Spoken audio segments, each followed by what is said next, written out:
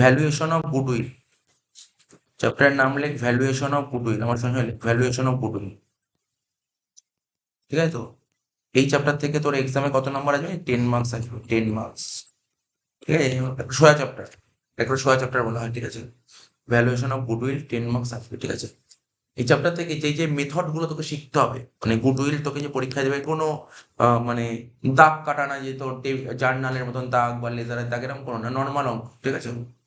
ঠিক আছে তো? নর্মাল কোনো ডেবিট ক্রেডিট এরকম কোনো ব্যাপার নেই, ঠিক আছে? জাস্ট ক্যালকুলেশন মেথড, সোজা চ্যাপ্টারটা। মেথড কোন কোন মেথড? মেথড মানে তোকে যে গুডউইল বের করতে বলবে, বিভিন্ন মেথড থাকে, ক্লাস 12-এ করে এসছি এই চ্যাপ্টারটা, সেই চ্যাপ্টারটা আবার এখানে আসছে, ক্লাস 12-এর চ্যাপ্টার, এই জন্য বলছি সোজা। ভ্যালুয়েশন অফ গুডউইল, ঠিক আছে? গুডউইল করার বিভিন্ন মেথড আছে, সেই মেথডগুলো কি কি মেথড আছে আগে তোকে বলে দিচ্ছি। ফার্স্ট মেথড হচ্ছে অ্যাভারেজ প্রফিট মেথড। কি লিখলাম? Average profit method. প্রথমটা কি? Average profit method. গুডউইল বের করার বিভিন্ন মেথড আছে, তার মধ্যে একটা মেথড হচ্ছে অ্যাভারেজ প্রফিট। এই অ্যাভারেজ প্রফিটের দুটো পার্ট আছে, একটাকে বলে সিম্পল অ্যাভারেজ, আর একটাকে বলে ওয়েটেড অ্যাভারেজ। কি বললাম? একটা সিম্পল অ্যাভারেজ করা যায়, আর একটা ওয়েটেড অ্যাভারেজ করা যায়। একটা সিম্পল অ্যাভারেজ, একটা ওয়েটেড অ্যাভারেজ, ঠিক আছে?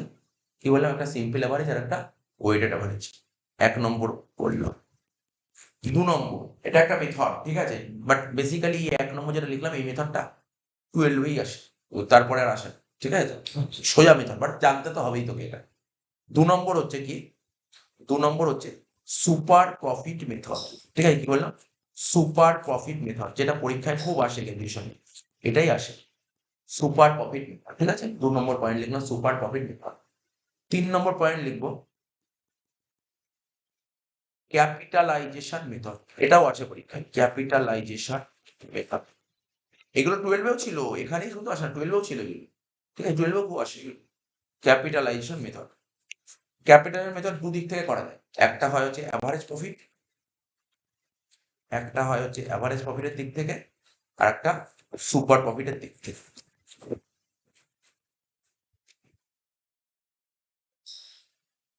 ঠিক আছে? বেসিক্যালি 3টে মেথড করলে তোর হয়ে যাবে। তার মধ্যে 3টে মেথডের মধ্যে তুই কিছু করার না কর, এই 2 নম্বরটা 3 নম্বর করলেই তুই সব অঙ্ক 2 আর 3ই থাক। মানে এই 2 নম্বর আর 3 নম্বর মেথড, প্রতিটা অঙ্কে 2 আর নম্বর মেথড আর 3 নম্বর মেথড আছে, ঠিক আছে? তাহলে প্রথমে যে ফর্মুলাটা লিখবো আমি তোকে, কোনটা? এটা লিখছি, এটা এখন লেখার দরকার। সুপার প্রফিট তোকে ধর পরীক্ষায় দেবে, লেখ আমার সঙ্গে লেখ, এরকম ভাবে কোশ্চেন দেবে, লিখবে goodwill under super profit method, লেখ ফর্মুলা লিখছি, লেখ গুডউইল আন্ডার, লেখ goodwill under super profit method. কি লিখলাম? Goodwill under super profit method. তাহলে এই মেথডে যে গুডউইল বের করতে বলে, তাহলে কি হবে? অঙ্কটা করতে হবে, ঠিক আছে? 5খানা স্টেপে অঙ্ক হয়, 5খানা স্টেপে। প্রথমে লিখছি স্টেপ 1, প্রথমে লিখলাম কি বল? স্টেপ 1। কি লিখবো? স্টেপ 1 এর নাম লিখবো ক্যাপিটাল এমপ্লয়। সবার প্রথম তোকে ক্যাপিটাল এমপ্লয় বের করতে হবে। সবার প্রথম তোকে ক্যাপিটাল এমপ্লয় বের করতে হবে, ঠিক আছে? সবার প্রথম তোকে ক্যাপিটাল এমপ্লয় বের করতে হবে, ঠিক আছে? ক্যাপিটাল এমপ্লয়, সবার প্রথম তোকে ক্যাপিটাল এমপ্লয় বের করতে হবে। লেখ ফর্মুলা, লেখ, বলে দিচ্ছি ক্যাপিটাল এমপ্লয় বের করার ফর্মুলা।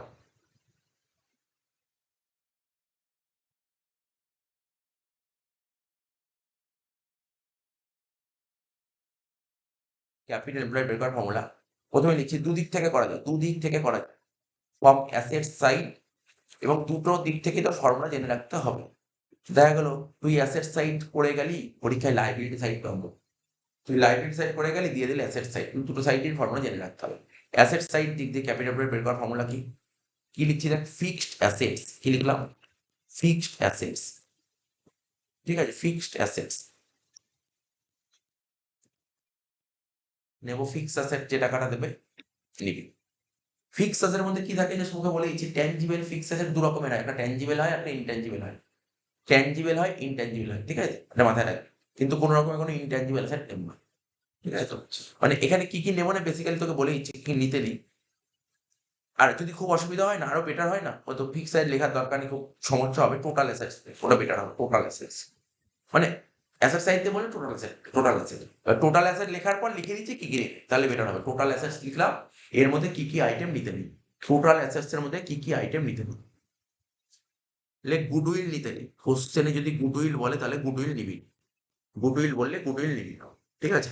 তারপর কি নিবি না? ফিকটিসিয়াস অ্যাসেট নিতে নেই। কি লিখলাম? ফিকটিসিয়াস।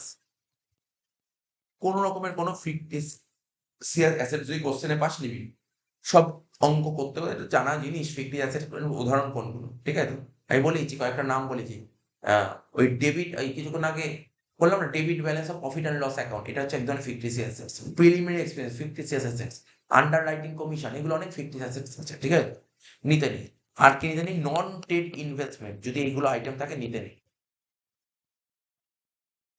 যে বইটা দিয়েছি বইটাও পড়লে তুই বুঝে বইয়ের মধ্যে লেখা আছে কোন কোন আইটেম নিতে নেই, ঠিক আছে?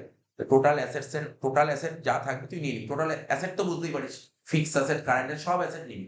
কিন্তু কি কি নিবি না মাথায় রাখবি, অঙ্ক করার আগে মাথায় রাখবি এইগুলো নিতে নেই, ঠিক আছে? হয়ে গেল। এর থেকে লেস করব, কি বলতো? Current liabilities. যত রকমের কারেন্ট লাইবিলিটিস আছে বাদ দিয়ে দিবি। হয়ে গেল ক্যাপিটাল এমপ্লয়েড ট্রেডিং, ঠিক আছে? তাহলে বোঝা গেল লাইবিলিটি সাইড থেকে কি করে করতে, অ্যাসেট সাইড থেকে কি করে করতে হয় বোঝা গেল। অ্যাসেট সাইড থেকে কি রে, অ্যাসেট সাইড থেকে বোঝা গেল কি করতে হয়, কারেন্ট লাইবিলিটিস লিখে দিবি। এইবার লাইবিলিটি সাইড থেকে কি করে করবো, form liability side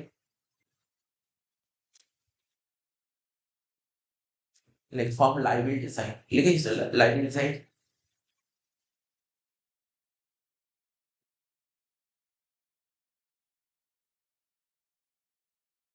form liability side প্রথমে লিখবি equity share capital, equity share capital.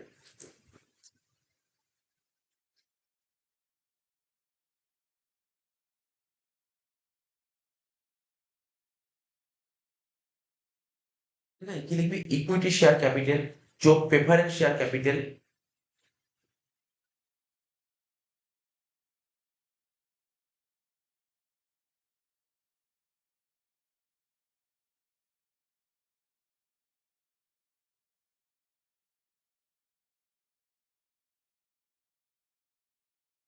লিখলাম। ইকুইটি শেয়ার ক্যাপিটাল লিখলাম যোগ প্রেফারেন্স শেয়ার ক্যাপিটাল যোগ রিজার্ভ অ্যান্ড সারপ্লাস যদি থাকে অঙ্কে নেবো। রিজার্ভ অ্যান্ড সারপ্লাস যদি অঙ্কে থাকে সেটা নেবো। রিজার্ভ অ্যান্ড সারপ্লাস যদি অঙ্কে থাকে নেবো, ঠিক আছে? এত হলো তো, বোঝা গেল? আচ্ছা, এবার লোন যদি মুখে কোনো লোন থাকে লোনটাও নেবো। যে কোনো রকমের লোন থাকে লোন নেবো। নেবো না কি কি লিখছি, যেইগুলো নেবো না সেটা কি ফিকটিসিয়াস অ্যাসেটস।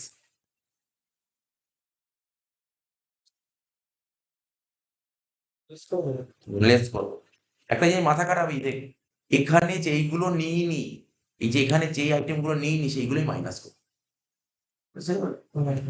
ফিকটিসিয়াস অ্যাসেটস মাইনাস করবো। আর কি লেখা ছিল বলো, ওখানে গুডউইল মাইনাস করবো আর নন কারেন্ট ইনভেস্টমেন্ট মাইনাস করবো।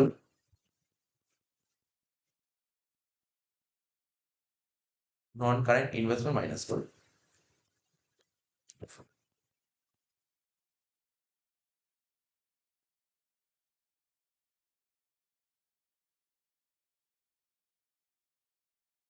ঠিক আছে, বোঝা গেল কি বললাম? তাহলে ক্যাপিটাল এমপ্লয়েড আর কোন রকম কোনো কোশ্চেন থাকা উচিত নয় অঙ্ক করার সময়। অ্যাসেট সাইড লাইবিলিটি সাইড দুদিক দিয়েই বলে দিলাম, ঠিক আছে? দুদিক দিয়েই বলে দিলাম, ঠিক আছে? হয়ে গেল অ্যাসেট সাইড লাইবিলিটি সাইড দুদিক দিয়ে বলে দিলাম। তাহলে প্রথম স্টেপ, এটা ফার্স্ট স্টেপ হলো। এটা ফার্স্ট স্টেপ হলো। হ্যাঁ, পরীক্ষায় ভাবিস না দুদিক থেকেই করতে হবে, যে কোনো একদিক থেকে, যে কোনো একদিক থেকে, যে কোনো একদিক দিয়ে করতে হবে, ঠিক আছে? আচ্ছা, স্টেপ টু। স্টেপ টু তে কি লিখতে হয় জানিস তো? স্টেপ টু তে লিখতে হবে নর্মাল প্রফিট। কি লিখলাম?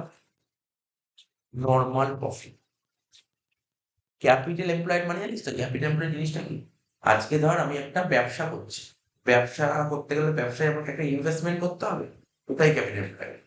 ব্যবসায় যে আমি টাকা পয়সাটা ইনভেস্ট করবো সেটাই ক্যাপিটাল, ঠিক আছে? তাহলে ব্যবসায় ধর আমি 10 লাখ টাকা ইনভেস্ট করেছি, তা ব্যবসায় যদি 10 লাখ টাকা ইনভেস্ট করি তাহলে তো আমার কিছু রিটার্ন ফিটার্ন আসবে। আরে বাদ দে, আমি ব্যবসায় যদি 10 লাখ টাকা ইনভেস্ট না করি, আমি যদি অন্য কোনো 10 লাখ টাকা ইনভেস্ট করি, সে আমাকে কিছু দেবে তো টাকা পয়সা? আমি ব্যবসায় ইনভেস্ট করলেও ব্যবসা দেবে, আর ব্যবসায় ইনভেস্ট না করে অন্য কোথাও ইনভেস্ট করলে সে টাকা দেবে। মানে ধর আমি ব্যবসায় ইনভেস্ট না করে আমি যে কোনো জায়গায় যদি 10 লাখ টাকা লাগাই, সে আমাকে কি দেবে? ওটাকে বলে নর্মাল, ঠিক আছে? তো কোশ্চেনে বলে দেবে যে তোমাকে মার্কেট 10% দেবে, 10%, 5% বলে দেবে, জেনারেলি 8 আর 10-এর মধ্যেই থাকে, ঠিক আছে? তো নর্মাল প্রফিট কত কি করে বের করতে হবে? তার মানে বুঝতে পারলি তুই যে টাকাটা ইনভেস্ট করলি তার উপর পার্সেন্টেজ। তার মানে ইনভেস্টমেন্ট মানে ক্যাপিটাল এমপ্লয়েড, বুঝতে পারলি তো কি বলছি? Capital employed into percentage of রিটার্নের পার্সেন্টেজ, ঠিক আছে? রিটার্নের পার্সেন্ট। যদি বাড়িতে অঙ্ক করবি যখন করবি, করতে গেলে অসুবিধা হতে পারে, লিখে দিলাম যাতে অঙ্ক দেখে বুঝতে পারিস, ঠিক আছে? পার্সেন্ট অফ রিটার্ন, তারপরে একটা অঙ্ক পড়াচ্ছি বুঝিয়ে। স্টেপ 2 হয়ে গেল, এবার স্টেপ 3 লিখ। স্টেপ 3 তে কি লিখবো? অ্যাভারেজ। কি লিখবো? Average profit. এই যে অ্যাভারেজ প্রফিটটা বের করবি না, সবসময় এটা আফটার ট্যাক্সে হয়। আফটার ট্যাক্স প্রফিট, কোম্পানির প্রফিট কেমন হয়? কোম্পানি যত টাকা কামাবে তারপর তো গভর্নমেন্টকে ট্যাক্স দিতে হবে। ট্যাক্স দেওয়ার পর যে প্রফিটটা হয় সেটাকেই বলা হয় প্রফিট। আফটার ট্যাক্স, সবসময় প্রফিটটা যখন করবো এখানে আফটার ট্যাক্স প্রফিটের কথা বলা হয়, ঠিক আছে? আফটার ট্যাক্স প্রফিটের কথা বলা হয়। প্রথমে লিখছি কিভাবে স্টেপটা হয়। প্রথমে লিখতে হবে, এই যে আমি যে স্টেপটা লিখলাম বিশেষ করে প্রফিটের কথা বলছি, বাকিগুলো তো ঠিক আছে, নর্মাল যা লিখেই তাই হবে। প্রফিটটা না কখনো কোনো চেঞ্জ হয়নি, মানে কখনো ধর আমি ধর 2-3টা পয়েন্টে অ্যাডজাস্টমেন্ট বেস করে এই পয়েন্ট লিখাচ্ছি। পরীক্ষায় ধর আরো একটা দুটো পয়েন্ট বানাতে হবে, সেটা যখন অঙ্ক করবো তখন একটা করে পয়েন্ট, ঠিক আছে? তো এখানে কি লিখলাম? Average profit. প্রথমে লিখবো অ্যাভারেজ প্রফিট। এই অ্যাভারেজ প্রফিট কি করে হবে? ধর পরীক্ষার হলে বা তুই যখন অঙ্ক করবো তোকে ধর 3 বছরের প্রফিট দিয়ে দিয়েছে। কি বললাম বুঝতে পারলি তো? 3 বছরের প্রফিট দিয়েছে। প্রথম বছরে এত, দ্বিতীয় বছরে তৃতীয় বছর, তাহলে 3 বছরের প্রফিট যোগ করে 3 দিয়ে ভাগ করে দিবি, হয়ে গেল অ্যাভারেজ প্রফিট। বোঝা গেল কি বললাম? Average profit. এবার অ্যাভারেজ প্রফিট এখানে না পাশে লিখে রাখ বিফোর ট্যাক্স, বেটার হবে before tax. Average profit before tax. এর থেকে তুই কি করবি? ট্যাক্স বাদ দিবি। তাহলে ট্যাক্স বাদ দিয়ে যে টাকাটা বেরোয় তাকে কি বলা হয়? এটাকে বলা হয় প্যাট। প্যাট লিখে রাখ। প্যাট ফুল ফর্ম জানিস তো? Profit after tax. এটাকে বলে প্রফিট আফটার ট্যাক্স। কি বললাম? প্যাট মানে প্রফিট আফটার ট্যাক্স, ঠিক আছে? প্যাট মানে প্রফিট আফটার ট্যাক্স, ঠিক আছে? ক্লিয়ার হয়ে যেত?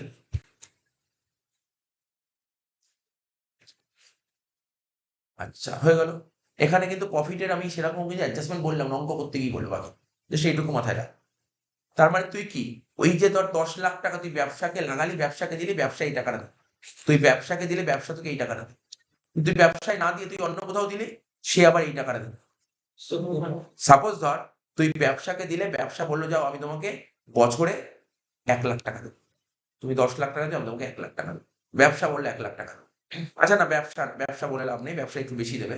নর্মাল প্রফিট তো তুই ব্যবসাতে টাকা না লাগিয়ে, ধর যারা প্রমোটিং বিজনেস করে ওদেরকে তুই ফাইন্যান্স করলি, শেয়ার মার্কেটে টাকা লাগালি, ব্যাংকে ফিক্সড ডিপোজিট করলি, বিভিন্ন জায়গায় টাকা লাগালি।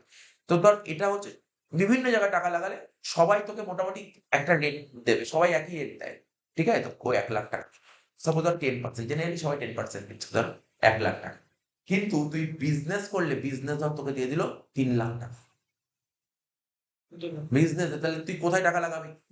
বিজনেস। কিন্তু বিজনেসে টাকা লাগালে লসও হতে মানে নাও হতে পারে, তাহলে তোকে ফাটকা খেলতে হবে, ঠিক আছে? তো বিজনেসে টাকা লাগালে 3 লাখ টাকা পেলি, তাহলে কি বিজনেসে টাকা লাগালে কোথায় টাকা লাগালে বেশি রিটার্ন হবে? বিজনেসে। সুপার প্রফিট কাকে বলে জানিস? যদি তুমি এক্সট্রা কামাতে পারো দেন নর্মাল প্রফিট, তাকে বলে সুপার। ঠিক আছে? মানে আমি যদি ব্যবসায় টাকা লাগাই তাহলে আমি এক্সট্রা কামাতে পারছি 2 লাখ টাকা, এটাকে সুপার প্রফিট বলে, তাই তো? সুপার প্রফিট, এটাকে বলে সুপার প্রফিট। তাহলে লিখি স্টেপ 4 লেখ সুপার প্রফিট,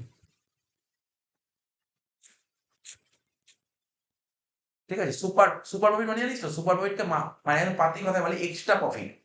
এক্সট্রা প্রফিটেরই আরেকটা নাম সুপার প্রফিট। এক্সট্রা প্রফিট, তাহলে এক্সট্রা প্রফিট কখন হবে? ব্যবসায় এভারেজ সুপার প্রফিট বের করার ফর্মুলাটা লে, average profit minus normal profit. কি লিখবি? Average profit minus normal profit.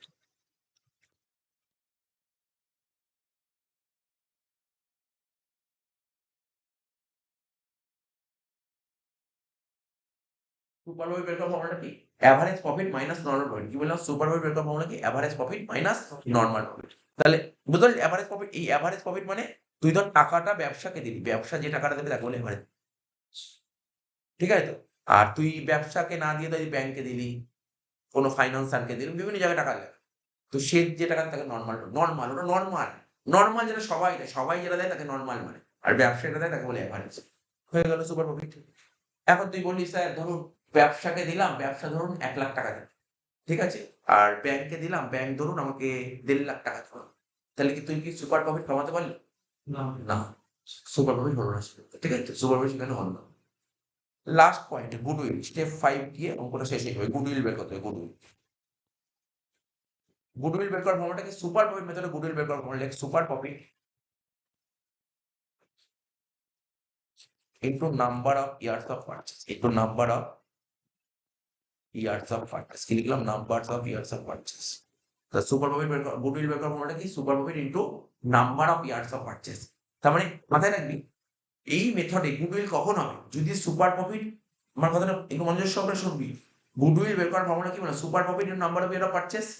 তো যদি তোর ব্যবসায় সুপার প্রফিট হয় তাহলেই গুডউইল হবে। ধর দেখা গেল সুপার প্রফিট হয়ে গেল কি বলতো, -৫,০০০, গুডউইল নেই কিনা, ঠিক আছে? সুপার প্রফিট নেগেটিভ হলে কখনো গুডউইল হয় না। গুডউইল মানেই প্রফিট হতে হবে। তা সুপার প্রফিটের জায়গায় তো সুপার লস হয়ে গেছে, তাহলে কি করে গুডউইল হবে?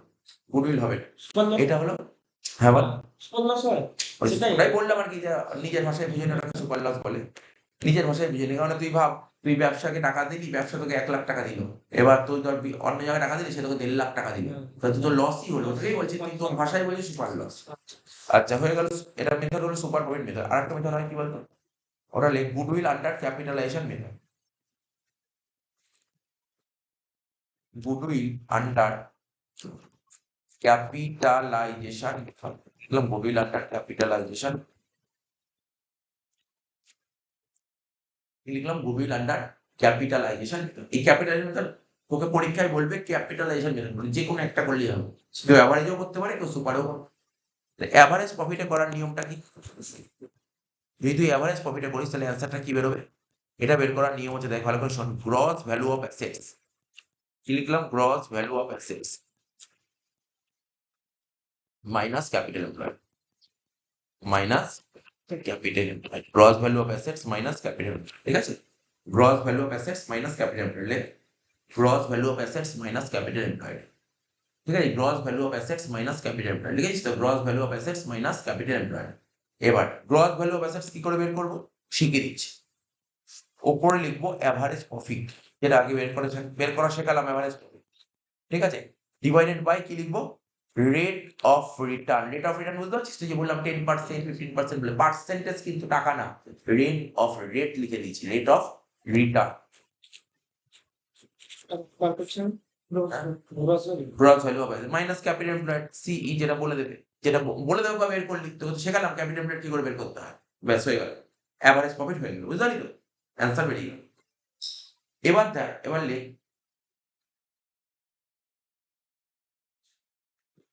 এবার তুই লেখ, এবার তুই বলছি নেক্সট লিখছি super প্রফিটে।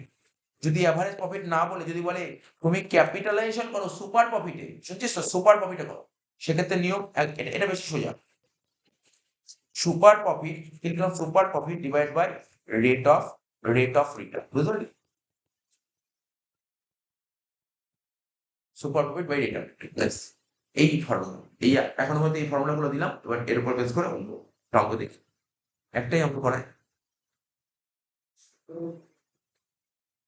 By rate of return.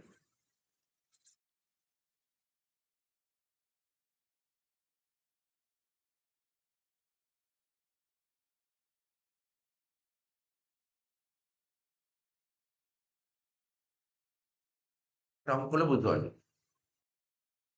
আচ্ছা, 19 নম্বর অঙ্কটা করা কি বলেছে? Balance sheet of X limited as on 31st March 2015 is as follows. দেখতে পাচ্ছি একটা ব্যালেন্স শিট দিয়ে দিয়েছে। আমি বারবার একটা কথা বলেছি, কি বলেছি? যদি ব্যালেন্স শিট দিয়ে দেয় তাহলে ক্যাপিটাল এমপ্লয়েড অ্যাসেট সাইড দিয়ে করতে হয়। ব্যালেন্স শিট দিয়ে দিলে ক্যাপিটাল এমপ্লয়েড অ্যাসেট সাইড দিয়ে করতে পারবি, আর ব্যালেন্স শিট না দিয়ে দিলে ক্যাপিটাল এমপ্লয়েড লাইবিলিটি সাইড দিয়ে করতে হয়। দেখ এখানে কি বলেছে, সবার প্রথম কোশ্চেন পড়ে বল কোন মেথডে অঙ্কটা করতে বলেছে। এখন লাস্ট লাইনে চলে, last line, ascertain the value of goodwill on the basis of 3-year purchase of annual super profit, মানে সুপার প্রফিট মেথডে গুডউইল বের করতে বলেছে।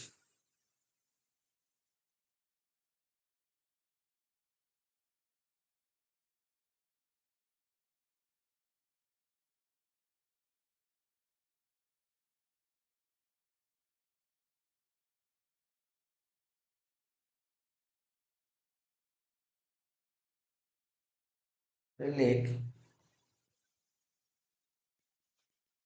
Valuation of goodwill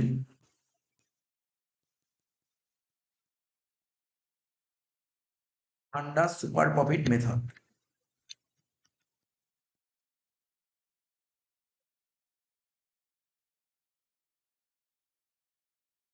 valuation of goodwill under super profit method কি বলেছে? Super profit মেথডে goodwill বের করতে গেলে সবার প্রথম করতে হবে কি, step 1 capital employed, like step 1 capital employed.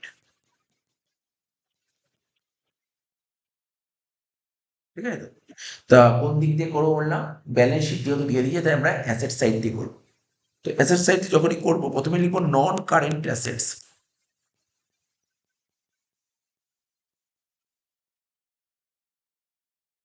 Asset side দিয়ে ক্যাপিটাল এমপ্লয়েড বের করার ফর্মুলা হচ্ছে, এই ছোট করে লিখে দিচ্ছি, রাফ লিখতে হবে না, ফিক্স অ্যাসেটস যোগ current assets minus current level, এটা হচ্ছে ফর্মুলা অ্যাসেট সাইড দিয়ে বের করার ফর্মুলা।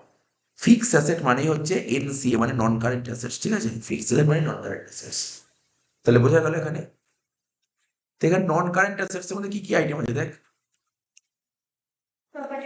প্রপার্টি প্ল্যান্ট ইকুইপমেন্ট মানে tangible assets, property plant equipment মানে ট্যানজিবল অ্যাসেটস। এবার দেখ নিচে বলে দিয়েছে প্রপার্টি প্ল্যান্ট ইকুইপমেন্টের ভ্যালু কত হয়েছে 4,50,000, তার মানে ওপরে যাই দাও না কেন তোকে 4,50,000 নিতে হবে। ঠিক আছে, মার্কেট ভ্যালু নিয়ে করতে হয়, লিখবি কি প্রপার্টি প্ল্যান্ট ইকুইপমেন্ট 4,50,000। এখানে লিখবি কি property plant and equipment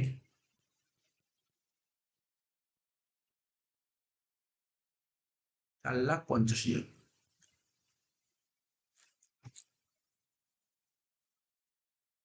next কি বলেছে দেখ, প্রপার্টি প্ল্যান্ট ইকুইপমেন্ট হয়ে গেল, অ্যাসেট সানটি মানে নন কারেন্ট অ্যাসেটস হয়ে গেল। কারেন্ট অ্যাসেটস মানে কি কি নেবো, ইনভেন্টরি নেবো, ট্রেড রিসিভেবল নেবো, ক্যাশ অ্যান্ড ক্যাশ ইকুইভ্যালেন্ট নেবো। হেডিং দেবো, এর নিচে লিখবো কারেন্ট অ্যাসেটস।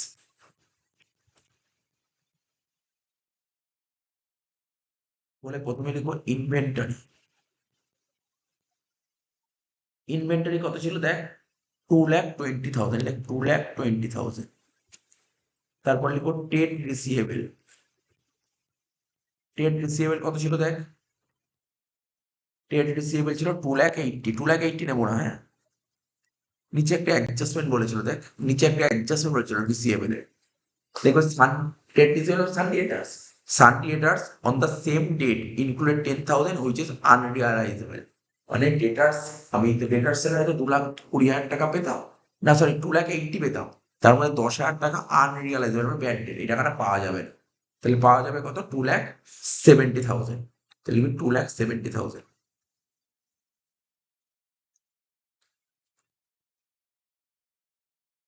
2,70,000। তারপর লিখবো কি, ক্যাশ অ্যান্ড ক্যাশ ইকুইভ্যালেন্ট মানে 20,000।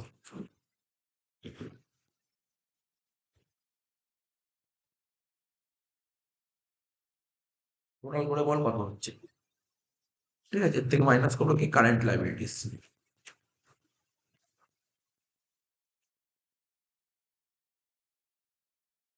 কারেন্ট লাইবিলিটি দেখ দুটো আইটেম আছে, একটা টেন পেবেল আর একটা শর্ট টার্ম প্রভিশনস।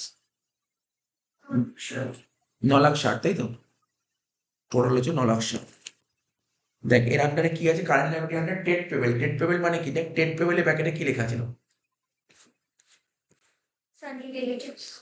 তুই তুই কেমন লিখতে হবে জানিস? তুই এই দুটো আইটেম লিখতে পারিস, আর যদি মনে হয় না টেট পেবেল লিখবো না তাহলে লিখবি সান্ডিকেটার্স। ঠিক আছে, যে কোনো একটা লিখলেই হবে, একই ব্যাপার, সান্ডিকেটার্স। আর শর্ট টার্ম প্রভিশন নিচে দেখ নোট দিয়েছে কি, শর্ট টার্ম প্রভিশন মধ্যে কি কি আছে দেখ,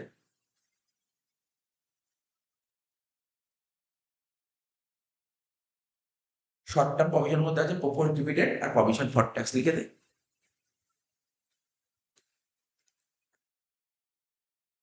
টেট পেবেল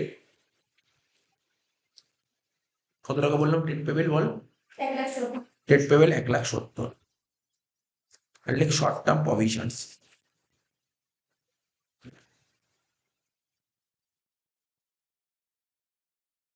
কত বলেছে 70,000 টাকা। 1,70,000 আর 70 যোগ করলে 2,40,000।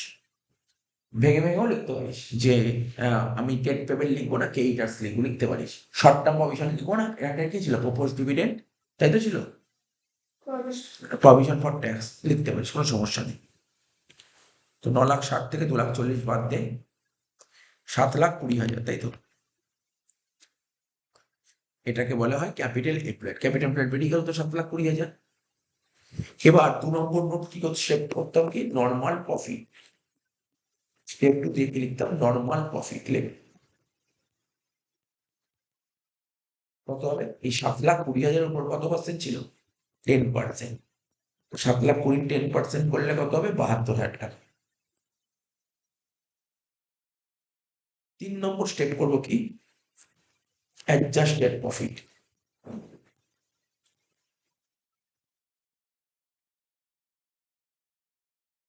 দেখ কোশ্চেন প্রফিট কি বলেছে, কোশ্চেনে দেখ ওরা প্রফিট বলে দিয়েছে, নেট প্রফিট বিফোর ট্যাক্স বলেছে। দেখ 3,18,000, 3,40,000 আর 3,12,000, 3 বছরের প্রফিট ওরা দিয়ে দিয়েছে, ঠিক আছে তো?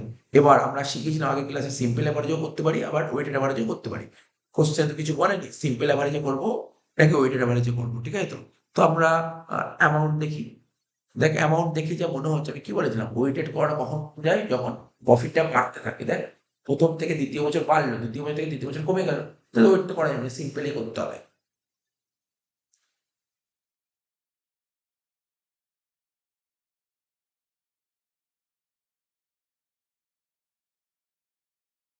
ঠিক আছে, তাহলে করবো।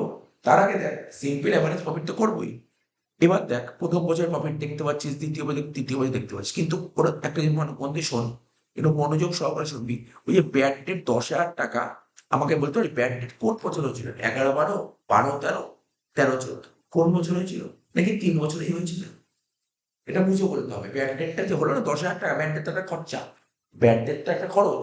তো ব্যাড ডেট যদি খরচ হয় তাহলে প্রফিট কমে যাবে, ব্যাড ডেট হলে প্রফিট কমে, হ্যাঁ কি না?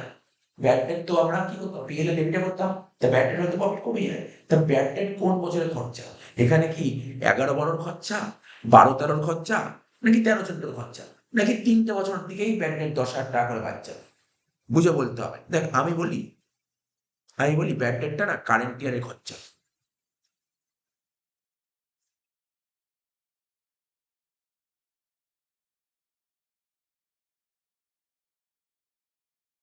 ঠিক আছে তো? এখানে না এই এখানে 31 দিন 15 আছে, তাহলে 31 দিন 14 হলে বেটার হবে। 31 দিন 14 হলে এটা ডেটটা লিখে রাখ, এখানে 31 দিন 14। ঠিক আছে, এটা বেটার, এটা হলে বেটার হবে, 31 দিন 14 হবে। ঠিক আছে, তা আমার প্রশ্ন হলো ব্যাড ডেট যে 10,000 টাকা বলেছে, এটা কোন বছরের ব্যাড ডেট? এটা মনে হয় মানে এই যে ব্যাড ডেটটা হলে তো প্রফিট কমবে, তাহলে কোন বছরের প্রফিটটা কমানো হবে ব্যাড ডেটের ফলে? আমি কি 11-12 প্রফিট কমাবো, নাকি 12-13 প্রফিট কমাবো, নাকি 13-14 প্রফিট কমাবো? এটা 13-14 প্রফিট কমাবো, ভালো করে বোঝ। এখানে বলে দিয়েছে 31 দিন 14, এই যে আইটেমটা বলেই দিয়েছে কোন বছরের ব্যাড ডেট, কোন বছরের ব্যাড ডেট বলে 31 দিন 14, তাহলে 31 দিন 14 প্রফিটটা কমে, বুঝতে পারলি তো? এই যদি অঙ্কটা করানোর মধ্যে কিছু ছিল না, এই অঙ্কটার মধ্যে নতুনত্ব কিছু ছিল না, ব্যাড ডেটের জন্যই আমি অঙ্কটা করা, নাহলে অঙ্কটার মধ্যে কিছু ছিল না। বুঝতে পারলি কেন হলো? তো প্রথমে লিখবি কি,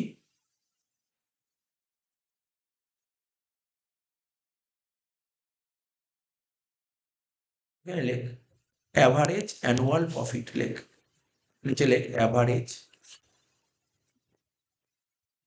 অ্যানুয়াল প্রফিট বিফোর ট্যাক্স, না এটা বিফোর ট্যাক্স বলে দিয়েছিল তো, বিফোর ট্যাক্স।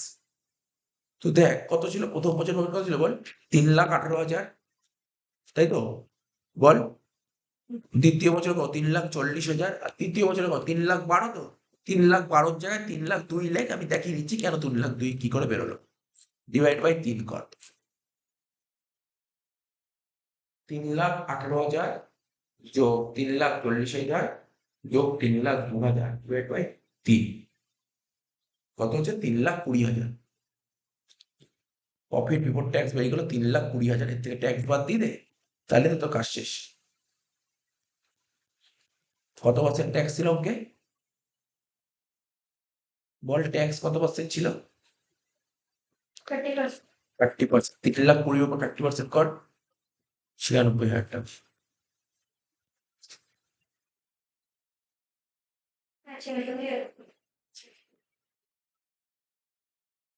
2,24,000,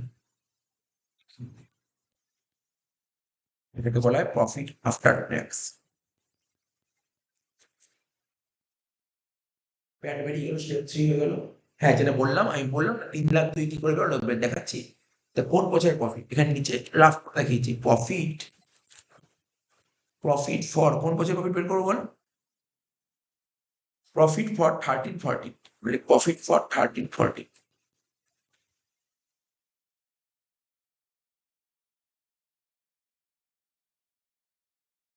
ফর 13-14 কত হবে? প্রফিট বলেছিল তোর 3,12,000, এর থেকে মাইনাস করবো ব্যাড ডেট 10,000। 3,12,000 থেকে 10 বাদ দিলে কত হচ্ছে? 3,02,000। বুঝতে পারলে কি করে বেরোলো? দেখিয়ে দিন। নেক্সট করবো কি? স্টেপ 3 হয়ে গেল, স্টেপ 4 সুপার প্রফিট বের করবো। সুপার প্রফিট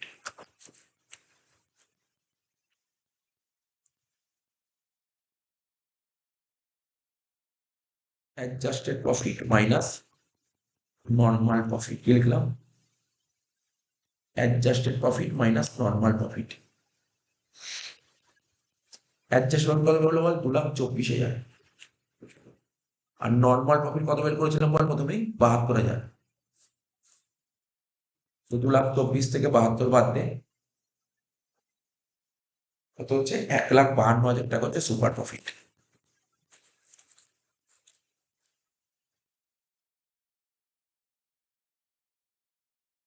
লিখলাম সুপার প্রফিট বেরোলো 1,52,000। লাস্ট স্টেপ 5 দিয়ে লিখবো গুডউইল।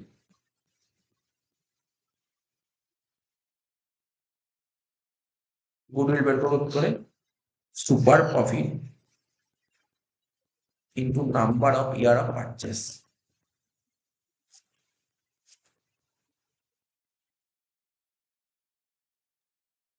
সুপার প্রফিট কত ছিল? 1,52,000 কিন্তু number of year of purchase কত বলেছে আমাকে? 3। তাহলে 1,52,000কে 3 দিয়ে গুণ করলে হয় 4,56,000 শেষ।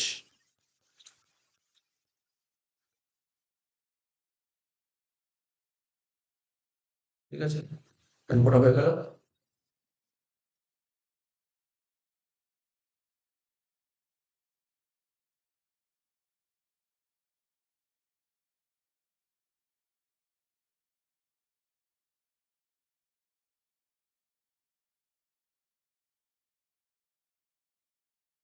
From the following particulars of a company, ascertain the value of goodwill under the following methods. এখানে 3টে মেথড করতে হবে, 3টে মেথড। দেখ তার মধ্যে 3টে মেথডের মধ্যে 1 আর 2 মেথড শিখেই ফেলেছিস, 1 আর 2 অলরেডি শিখে ফেলেছিস। 3 নম্বর নতুন একটা মেথড এসছে। কি দেখতেছিল? একটা বলছে সুপার প্রফিট মেথড, যেটা লাস্ট অঙ্ক করলাম। তারপর বলছে ক্যাপিটালাইজেশন মেথড, বুঝেছিস? ক্যাপিটালাইজেশন আজ প্রথম অঙ্কই করালাম। ক্যাপিটালাইজেশন দুদিক থেকে করা যায়, একটা অ্যাভারেজও করা যায়, আবার সুপারও করা যায়, যেটা মন চায় সেটা করবি। নতুন বলেছে মেথড একটা অ্যানুইটি মেথড, ঠিক আছে? তো সব করাই করবো। ওরা কোশ্চেন তোকে অ্যাভারেজ ক্যাপিটাল এমপ্লয়েড বলে দিয়েছে, মানে ক্যাপিটাল এমপ্লয়েড তোকে বলে দিয়েছে, তো করতে হবে না। নন ট্রেডিং প্রফিট লাস্ট 3 বছরের প্রফিট তোকে দিয়ে দিয়েছি। 2,15,200, 1,81,400, 2,25,000। Market rate of investment return, market rate of return দেখ ভালো করে শুনবি। মার্কেট রেট অফ, তুই যে ইনভেস্ট করেছিস না, তুই যে ইনভেস্ট করেছিস যেখান থেকে, মার্কেট বলছে এখানে 8% সুদ দেবে, ঠিক আছে? 8% সুদ দেবে। আর কি বলেছে? Rate of risk return on capital employed business 2%, মানে তুই যে ইনভেস্ট করেছিস এখান থেকে ক্যাপিটাল কত পার্সেন্ট রিটার্ন দেবে? 10% দেবে। 10% রিটার্ন দেবে তোকে, 10%। এমনি মার্কেট এই টাকাটা মার্কেটে খাটাস না, 8% হবে। তাহলে বিজনেস তোকে আরো 1% দিচ্ছে, তাই তো? টোটাল 10%, টোটাল 10% হবে, ঠিক আছে তো? তো হয়ে গেল। The profit include non recurring profit, non recurring profit, ঠিক আছে তো? Non recurring profit on average basis 2,000, out of which it was considered that even non-recurring profit had a tendency to be recurring at an average 1,200 টাকা, ঠিক আছে তো? তো এখানে বলছে যত টাকা প্রফিট আছে, প্রফিটের মধ্যে না নন রেকারিং প্রফিট আছে, ঠিক আছে তো? সবসময় রেকারিং প্রফিট নিয়ে করতে হয় কাজ, নন রেকারিং প্রফিট আছে, ঠিক আছে তো? রেকারিং আমরা যে বিজনেস করি সেটা রেকারিং হয়, রেকারিং যেটা বারবার হয়, বারবার ঘটনা। নন রেকারিং মাঝে মাঝে ঘটে, নন রেকারিং রেকারিং নিতে হয়। তো বলছে যে প্রফিট আছে, এর মধ্যে নন রিকারিং প্রফিট ঢুকে আছে। তো নন রিকারিং প্রফিট আর বাদ দিয়ে দিলে হয়ে যাবে। কত টাকা নন রিকারিং ঢুকে আছে? বলছে নন রিকারিং প্রফিট 2,000 টাকা, যার মধ্যে রেকারিং আছে 1,200। 2,000 টাকা নন রিকারিং এর মধ্যে 1,200 আছে রেকারিং, তাহলে নন রিকারিং কত? আটশো। এইটাই হচ্ছে সিম্পল একটা কোশ্চেন ছিল। আর কি বলেছিল? আর কি বলেছিল দেখ, বলেছিল যে অ্যাসেট বলেছিল 15 লাখ, অ্যাসেট বলেছিল দেখ, অ্যাসেট বলেছিল 15 লাখ, আর হচ্ছে কারেন্ট লাইবিলিটি বলেছিল 60,000। তাহলে ক্যাপিটাল বের করতাম কি করে? অ্যাসেট থেকে লাইবিলিটি বাদ দিয়ে। তাহলে 15 লাখ থেকে 60 বাদ দিলে কত হয়? 14,40,000। কিন্তু ওরা ক্যাপিটাল বের কত বলে? 14 লাখ। ঠিক আছে, ঘাবড়াস না। কেন 14 লাখ? 14 লাখ দিয়েছে। এই 14,40,000 বেকার, কোনো কাজে লাগবে না। কারণ আমাকে বলে দিয়েছে কি বলতো, যদি কোশ্চেনে অ্যাভারেজ ক্যাপিটাল এমপ্লয়েড বলে, ওই অ্যাভারেজ ক্যাপিটাল এমপ্লয়েড নিয়েই কাজ করতে হয়। ঠিক আছে, কিন্তু তোর ক্যাপিটাল এমপ্লয়েড বেরোচ্ছে 14,40,000, ক্যাপিটাল এমপ্লয়েড বেরোচ্ছে 14,40,000, কিন্তু অ্যাভারেজ বলেই 14 লাখ। তোকে অ্যাভারেজ নিয়ে কাজ করতে হবে। সিম্পল অঙ্ক, একদম সিম্পল অঙ্ক। স্টার্ট কর, অঙ্ক স্টার্ট করে বলে দিচ্ছি তোকে।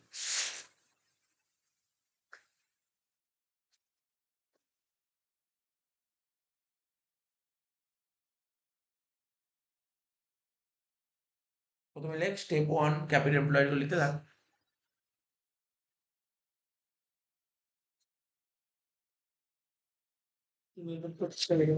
হুম, তো লিখতে হবে সব।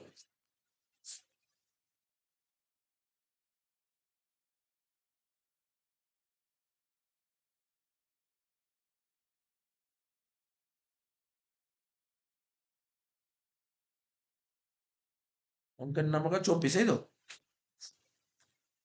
অঙ্কের নাম্বার কত? 24।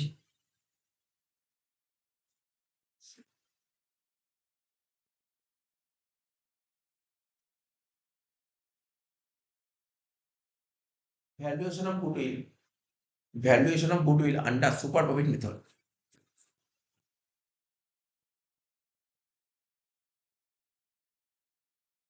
Under super profit method, formula তো মনেই আছে। Super profit into number of years of purchase.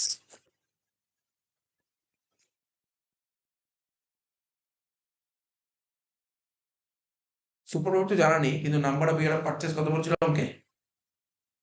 3 বছর। 3 বছর। কিন্তু কি ভ্যালু বেরিয়ে যাবে।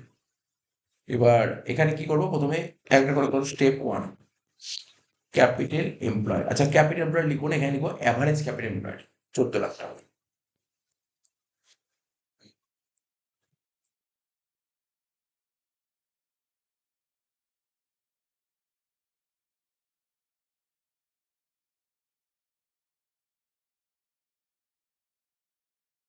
ঠিক আছে, অ্যাভারেজ ক্যাপিটাল এমপ্লয় কত লিখলাম? 14 লাখ। Step 2 normal profit.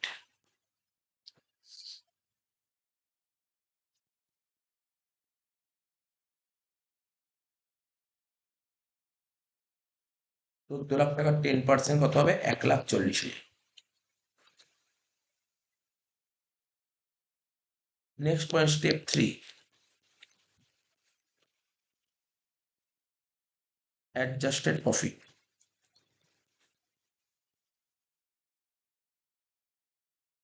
এখানে কি বলছে? অ্যাডজাস্ট প্রফিট বের করার জন্য আগে তো তোকে করতে হবে কি? লিখতে হবে তোকে অ্যাভারেজ অ্যানুয়াল প্রফিট। 3 বছর প্রফিট দিয়েছে, 3 দিয়ে ভাগ করে দেয়। অ্যাভারেজ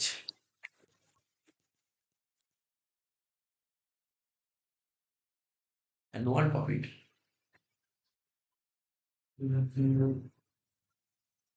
বলেছিল 2,15,200। 2,15,200 পড়ার অ্যামাউন্টটা কত ছিল? 1,81,400।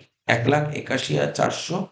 Last amount 2,25,000 divide by 3। 2,07,000। ঠিক আছে, তো আর লাস্টে কি বললাম? এর মধ্যে মাইনাস করবো কি? নন রেকারিং প্রফিট।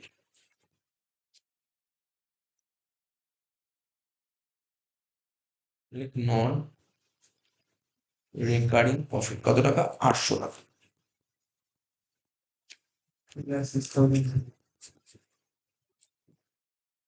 বারোশো বাদ দিলে 800 টাকা। 2,07,200 থেকে 800 টাকা বাদ, 2,07,200 থেকে 800 টাকা বাদ, কত হচ্ছে? 2,06,400 হয়ে গেল। এখানে ট্যাক্সের কোনো গল্প নেই।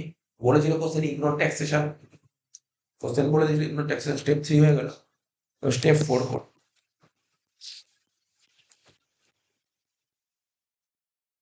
Super profit. ঠিক আছে, কি করে বের করবো? অ্যাডজাস্টেড প্রফিট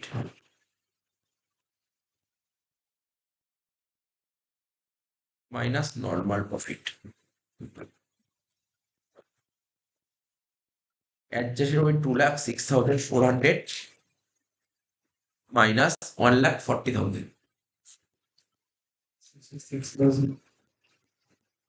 বাদ দিয়ে হচ্ছে 66,404 হয়ে গেল। এখানে ফাঁকা রেখেছিলাম না, এই যে 66,400 ইন্টু 3 1,99,200। তো গুডউইল কত হলো? 1,99,200। ঠিক আছে, এটাই অ্যান্সার। 1,99,200। এটা একটা মেথড। সেকেন্ড মেথড করবো, কি লিখবো? Goodwill under capitalisation method.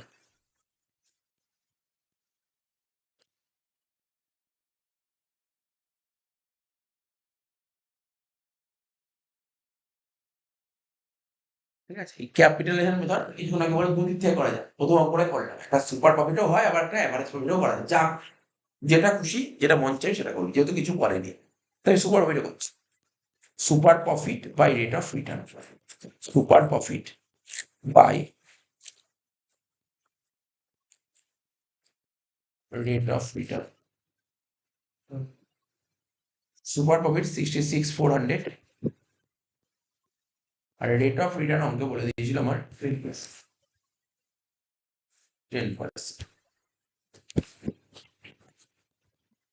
6,64,000। ঠিক আছে, হয়ে গেল। লাস্ট মেথড করবো। লাস্ট মেথড কি লিখবো? গুডউইল আন্ডার, লিখবি গুডউইল আন্ডার কি বলেছিল? Annuity of super profit method. Goodwill under annuity of super profit method.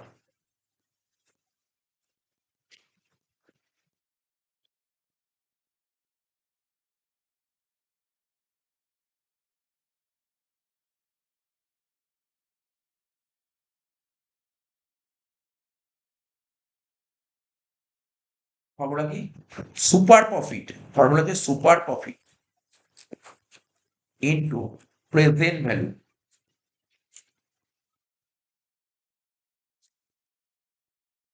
Of rupee 1।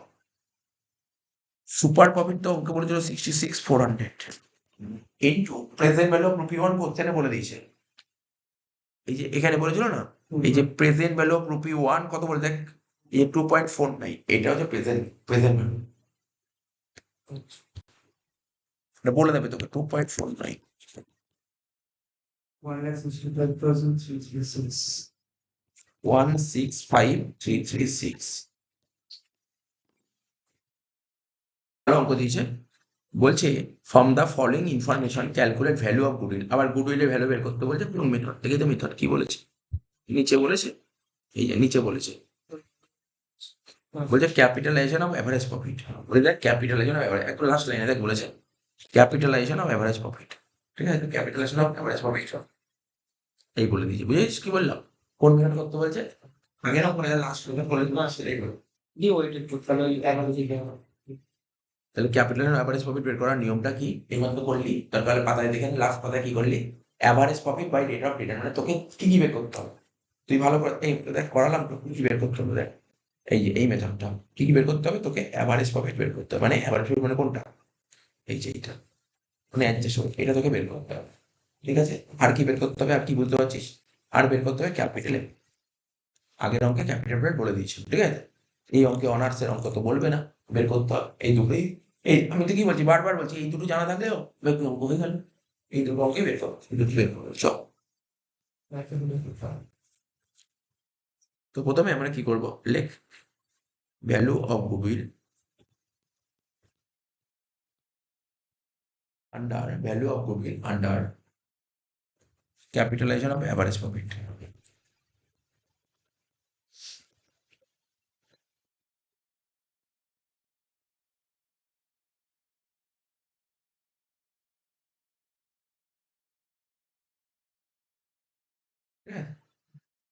তো এই তো, তো ফর্মুলা, ফর্মুলা কি ছিল বল? ফর্মুলা তুই লিখে তুই ফর্মুলাটা দেখে দেখে লিখে দে। এই যেটা লিখে দেখে দেখে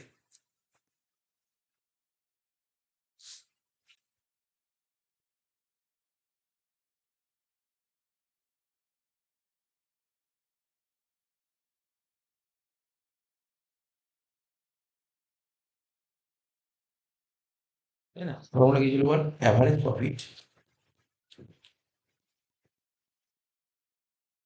divide by rate of return. এটা জানিস না, সব বের করতে হবে এগুলো সব একটা করে। তাহলে সবার প্রথম বের করবো কি, আমরা জানি একটা অ্যাভারেজ প্রফিট আর একটা ক্যাপিটাল। তুই অ্যাভারেজ প্রফিট বের করলে কোনো সমস্যা নেই। এখানে নিচে লিখবি 2-3 লাইন ছেড়ে লিখবি অ্যাভারেজ প্রফিট বা, দেখ ঘাবড়ে যাওয়ার কিছু নেই, কেউ অ্যাভারেজ প্রফিট লিখবে, কেউ এক্সট্রা প্রফিট লিখবে, ঠিক আছে? তো এটা লিখলেই হলো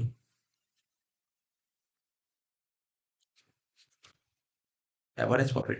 এবার দেখি প্রফিট সম্পর্কে ওরা কি বলেছে।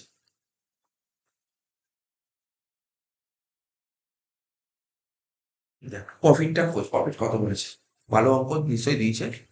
প্রফিট কত বলেছে দেখি, প্রফিট কত বলেছে অঙ্কে। এই দেখ, বলছে এই নিচ থেকে দেখ, পরের পাতায় 182 পাতায় একদম ফার্স্ট লাইনে দিয়েছে প্রফিট। 182 পাতার ফার্স্ট লাইনে দিয়েছে profit. Profit for last 3 years, last 3 বছর প্রফিট দিয়েছে, ঠিক আছে? কি বলেছে? লাস্ট 3 বছর প্রফিট দিয়েছে। প্রফিট একটা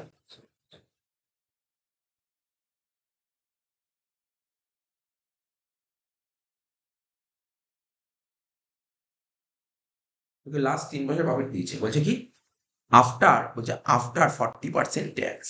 খুব ভালো করে বুঝতে হবে লাইনটার মানে কি বলেছে। অনার্সের অঙ্ক তো। লাস্ট 3 বছর প্রফিট দিয়েছে আফটার 40% ট্যাক্স। আফটার 40% ট্যাক্স মানে, ট্যাক্স 40% কাটার পরের প্রফিট। মানে আগের অঙ্কটা কি করবে, লাস্ট কি বের করলাম, প্যাট বের করলাম, PAT profit after tax. Profit after tax কি করে বের করলাম, বিফোর ট্যাক্স থেকে ট্যাক্স বাদ দিয়ে আফটার ট্যাক্স বের করলাম। তার মানে প্রফিট আফটার ট্যাক্স মানে গভর্নমেন্টকে ট্যাক্স দেওয়ার পরের প্রফিট। তো এখানে বলেছে গভর্নমেন্টকে ট্যাক্স দেওয়ার পরে কত প্রফিট হয়েছে, প্রথম বছর 95,000 টাকা, দ্বিতীয় বছর 90,000 টাকা, তৃতীয় বছর 1,10,000, ঠিক আছে? তাহলে গভর্নমেন্টকে ট্যাক্স দেওয়ার পরের প্রফিট, বোঝা গেল?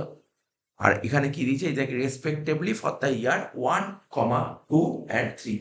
একটু বুঝতে পারছি এটা, এটা কি বলছি জানিস, সেটা প্রথম বছর, তৃতীয় বছরের প্রফিট গুলো দিয়ে দিচ্ছে, ঠিক আছে? এবার দেখ কি বলেছে, এই যে আগের অঙ্কটা যেমন বলেছিল না প্রফিট সিম্পল অ্যাভারেজে করো, এই অঙ্কটা প্রফিট কিসে বলে জানি, এখানে ওয়েটেডে করতে বলেছে। একদম লাস্ট লাইনটা পর বলে দিয়েছে, বলছে capital average on the base of weighted average profit. দেখ বলে প্রফিটটা কি বলেছে, ওয়েটেড অ্যাভারেজ প্রফিট, ঠিক আছে? তাহলে তো চ কি করে করতে হবে, ওয়েটেড অ্যাভারেজ প্রফিটটা কি দিচ্ছি। তো প্রথমে কি লিখবো, আগেরটা কি লিখেছিলাম বল, দরকার পাতা উল্টে দেখে বল, প্রথমে কি লিখেছিলাম অ্যাভারেজ প্রফিট নাকি কি লিখেছিল, অ্যাভারেজ অ্যানুয়াল প্রফিট কি লেখা ছিল বল? আগেরটা কি লেখা ছিল, অ্যাভারেজ অ্যানুয়াল প্রফিট। ওটা কোন মেথড করেছিলাম, সিম্পলে। কিন্তু এখানে কিছু করবো, ওইটা করে তাহলে কি লিখবি, অ্যাভারেজ, একই লিখ average annual profit, average annual profit. তো প্রথম বছর প্রফিট দেখ, নিয়মটা কি করে করতে হয় আমি তোকে বলেছি, এরা কোশ্চেনটা দেখেই তোকে বলেছি। প্রথম বছর প্রফিট কত ছিল বল, প্রথম বছর 95,000 টাকা, দ্বিতীয় বছর 90,000 টাকা, তৃতীয় বছর 1,10,000, ঠিক আছে? তো আর ওয়েট কত কত বলেছে বল, 1, 2, 3। তার মানে প্রথম বছরের ওয়েট ছিল 1, দ্বিতীয় বছর ওয়েট ছিল 2, তৃতীয় বছর ওয়েট ছিল 3। তাহলে কি করো, এটার সাথে 1 গুণ করো, এটার সাথে 2 গুণ করো, এটার সাথে 3 গুণ করো। বুঝতে পারলেন, দেখিয়ে দিচ্ছি, দেখ সুন্দর করে দেখিয়ে দিচ্ছি। এমনি দেখাচ্ছে তো, টুকতে হবে না। দেখ বলছিল 95,000 সঙ্গে 1 গুণ করবো, তারপর কত ছিল বলে অ্যামাউন্টটা, 90 না, 90 এর সাথে 2 গুণ করবো, আর 1,10,000 সাথে 3 গুণ করবো। করলে তো একটা বেরোবে ভ্যালু, যোগ করবো, যে যোগটা বেরোবে, তাহলে এটাই আমি বলতে চাইছি, এইভাবে করতে হয়। সিম্পল অ্যাভারেজ মানে কি, 3টে প্রফিট যোগ করে 3 দিয়ে ভাগ, এটা বলে সিম্পল। আর ওয়েট মানে গুণ করা, ওয়েট মানে গুণ করা, কত দিয়ে গুণ করো, ওয়েট দিয়ে গুণ করো, ওয়েট দিয়ে। তাহলে এখানে ব্র্যাকেটে তোরা লিখতে পারিস 95,000 into 1 plus 90,000 into 2 plus 1,10,000 into 3 divided by weight দিয়ে ভাগ করো। ওয়েট, ওয়েট কত ছিল রে, এবার দেখ, এবার বুঝতে হবে এখানে নিচে কত হবে। এখানে 3 লিখলে হবে না, এখানে 3 লিখলে হবে না, সিম্পল বলে 3 লিখ। ওয়েট বলেছে কি করবো জানিস তো, প্রথম বছর ওয়েট কত 1, দ্বিতীয় বছর ওয়েট কত 2, তৃতীয় বছর 3, তাহলে কত হবে 3, ঠিক আছে? হ্যাঁ 3 3 6, 6 দিয়ে ভাগ করো, বোঝা গেল? এটা হচ্ছে ওয়েটেড হবে। তাহলে করে দেখতে হবে তোকে এখানে, করে দেখতে হবে 95 সঙ্গে 1 গুণ করলে 95 হয়, 90 সঙ্গে 2 গুণ করলে হয় 1,80,000, এখানে 3,30,000,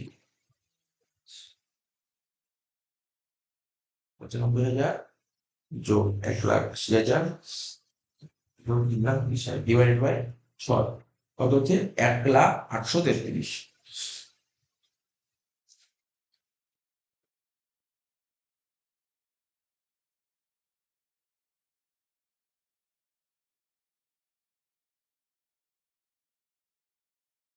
ঠিক আছে, 1,08,33। আর কি ছিল দেখি অ্যাডজাস্টমেন্ট। তার মানে আচ্ছা, এই প্রফিটটা কি বলেছে? প্রফিটটা আফটার ট্যাক্স, মাথায় রাখবেন এটা আফটার ট্যাক্স বলেছে, বিফোর ট্যাক্স না, কিন্তু আফটার ট্যাক্স বলেছে। ঠিক আছে, তো এবার দেখি আর কোনো অ্যাডজাস্টমেন্ট কিছু দিয়েছিল এখানে। এই দেখ, এখানে কি দিয়েছিল? নন ট্রেডিং ইনকাম আছে, কোশ্চেন খুঁজে দেখি। নন ট্রেডিং ইনকাম চোখে তো পড়ছে না এখানের মধ্যে, নন ট্রেডিং ইনকাম নেই অঙ্কে। ঠিক আছে, চোখে পড়লো নন ট্রেডিং ইনকাম নেই অঙ্কে, কিন্তু নন ট্রেডিং ইনকাম নেই অঙ্কে, কি নেই? নন ট্রেডিং ইনকাম নেই। এইবার দেখ, কিন্তু ডিবেঞ্চার মানে লোন, লোন দেখ, লোনের উপর কত পার্সেন্ট ইন্টারেস্ট? 10%। তো 90,000 10% করলে কত হয়? 9,000 টাকা ইন্টারেস্ট। আগের অঙ্কটা কি করেছিলি? ইন্টারেস্ট কি করেছিলি? যোগ করেছিলি, ইন্টারেস্ট যোগই করো। যোগ করবো, দেখ যোগ করে দেখ দুটো। এবার তোর মনের মধ্যে দু রকমের অ্যাজাম্পশন চলে আসতে পারে। যোগ দিয়ে লিখবো ইন্টারেস্ট অন ডিবেঞ্চার,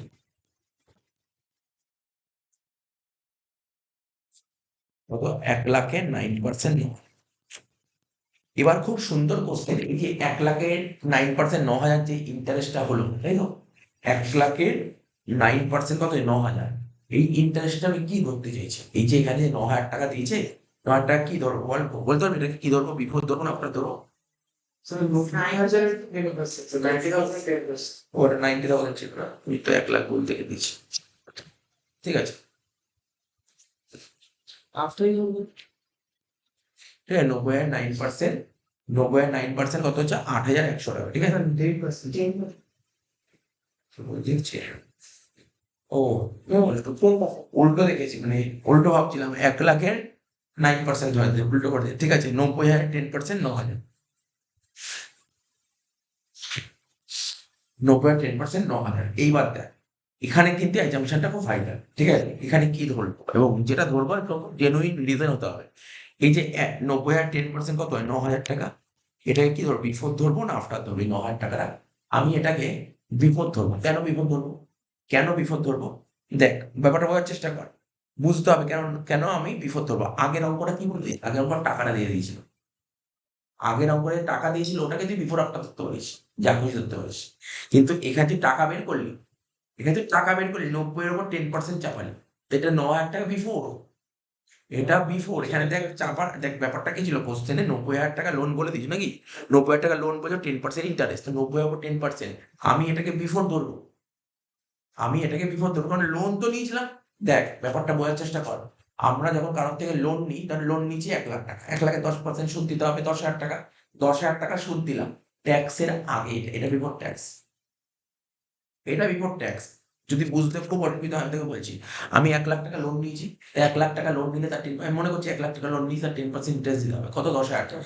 তো 10,000 টাকা না, বিএল ডেবিট, বিএল এর ডেবিটে লিখবো 10,000 টাকা।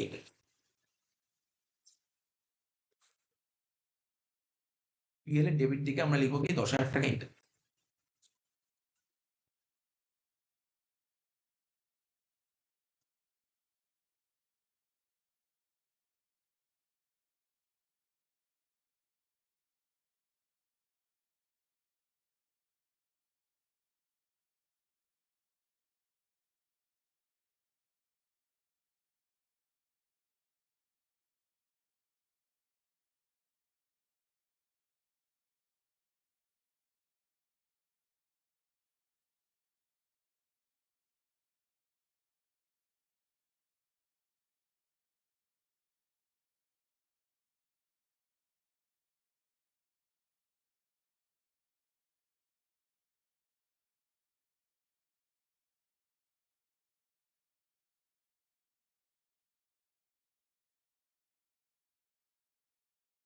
ধর বিএল এর ডেবিট দিকে লিখবো 10,000 টাকা ইন্টারেস্ট, এখানে দেখাই। ধর পিএল এর ডেবিটে লিখবো 10,000 টাকা ইন্টারেস্ট। ঠিক আছে, তো ধর আমরা যেমন পিএল অ্যাকাউন্ট করতাম, ক্রেডিট থেকে ইনকাম লিখতাম, ডেবিট থেকে খরচা লিখতাম, এবার 10,000 টাকা ইন্টারেস্ট লিখলাম। তাহলে ইনকাম থেকে খরচা বাদ দিয়ে কি হয়? প্রফিট হয়। ইনকাম থেকে খরচা বাদ দিয়ে প্রফিট হয়, তো ধর নেট প্রফিট বেরোলো। ধর যে টাকাটা প্রফিট বেরোলো, তো সাপোজ ধর কিছু ধর অ্যামাউন্ট ছিল, সাপোজ ধর এখানে ধর আমার 5,00,000 টাকা ইনকাম ছিল। ঠিক আছে, এখানে ধর আরো 30,000 টাকা এক্সট্রা খরচা ছিল, আর এখানে ধর ইন্টারেস্ট। তাহলে কত? 5,00,000 থেকে 30 বাদ দিলে, 30 আর 40 বাদ দিলে কত হলো বল? 4,60,000। এই যে 4,60,000 টাকা বেরোলো, এটা প্রফিট বিফোর ট্যাক্স, পিটিভি। তারপর তো গভর্নমেন্টকে ট্যাক্স দিল। তো বুঝতে পারলি তো? তো এখানে যে কোশ্চেন পেপারে যে বলেছিল, ধর আমি মনে করছি 1,00,000 টাকা লোন ছিল, তার উপর 10% চাপালাম, এটা বিফোর। ঠিক আছে, এটা বিফোর। যদি বুঝতে পারলে এটা হচ্ছে বিফোর ট্যাক্স, এটা বিফোর। কিন্তু যদি টাকাটা বলেই তো না, অ্যামাউন্ট বলেই তো, যদি অ্যামাউন্ট কোশ্চেনে বলেই তো, তখন আমি তখন সিলেকশন করতাম বিফোর না আফটার, ঠিক আছে? তো তখন এখানে আর কোনো কোশ্চেনই হচ্ছে না, এটা বিফোর হবে। এটা তোকে বুঝতে হবে। 90 আর 10% কত হবে? 9,000 টাকা। 9,000 টাকা বিফোর। কিন্তু এই যে এইটা কি বেরোয়েছিল, এটা কি হয়েছিল? এটা বলতে পারো এটা বিফোর না আফটার? এটা আফটার বলেছিল, এটা কিন্তু আফটার বলেছিল। যদি বুঝতে অসুবিধা প্যাকেটে লিখে রাখে, এটি লিখে রাখে, এটা আফটার ট্যাক্স বলেছিল। এটা কিন্তু কোশ্চেনে আফটার ট্যাক্স বলেছিল। আর এটা বিফোর, 9,000 টাকা বিফোর। তাহলে কি করতে হবে? তাহলে আমি এখানে 9,000 টাকা লিখলে হবে না। কারণ কেন হবে না? এটা আফটার, এটা বিফোর, এটা হতে পারে না। তাহলে দুটোকেই কিসে করতে হবে? দুটোতেই এখানে উপরে আফটার থাকলে এটাও আফটার করতে হবে।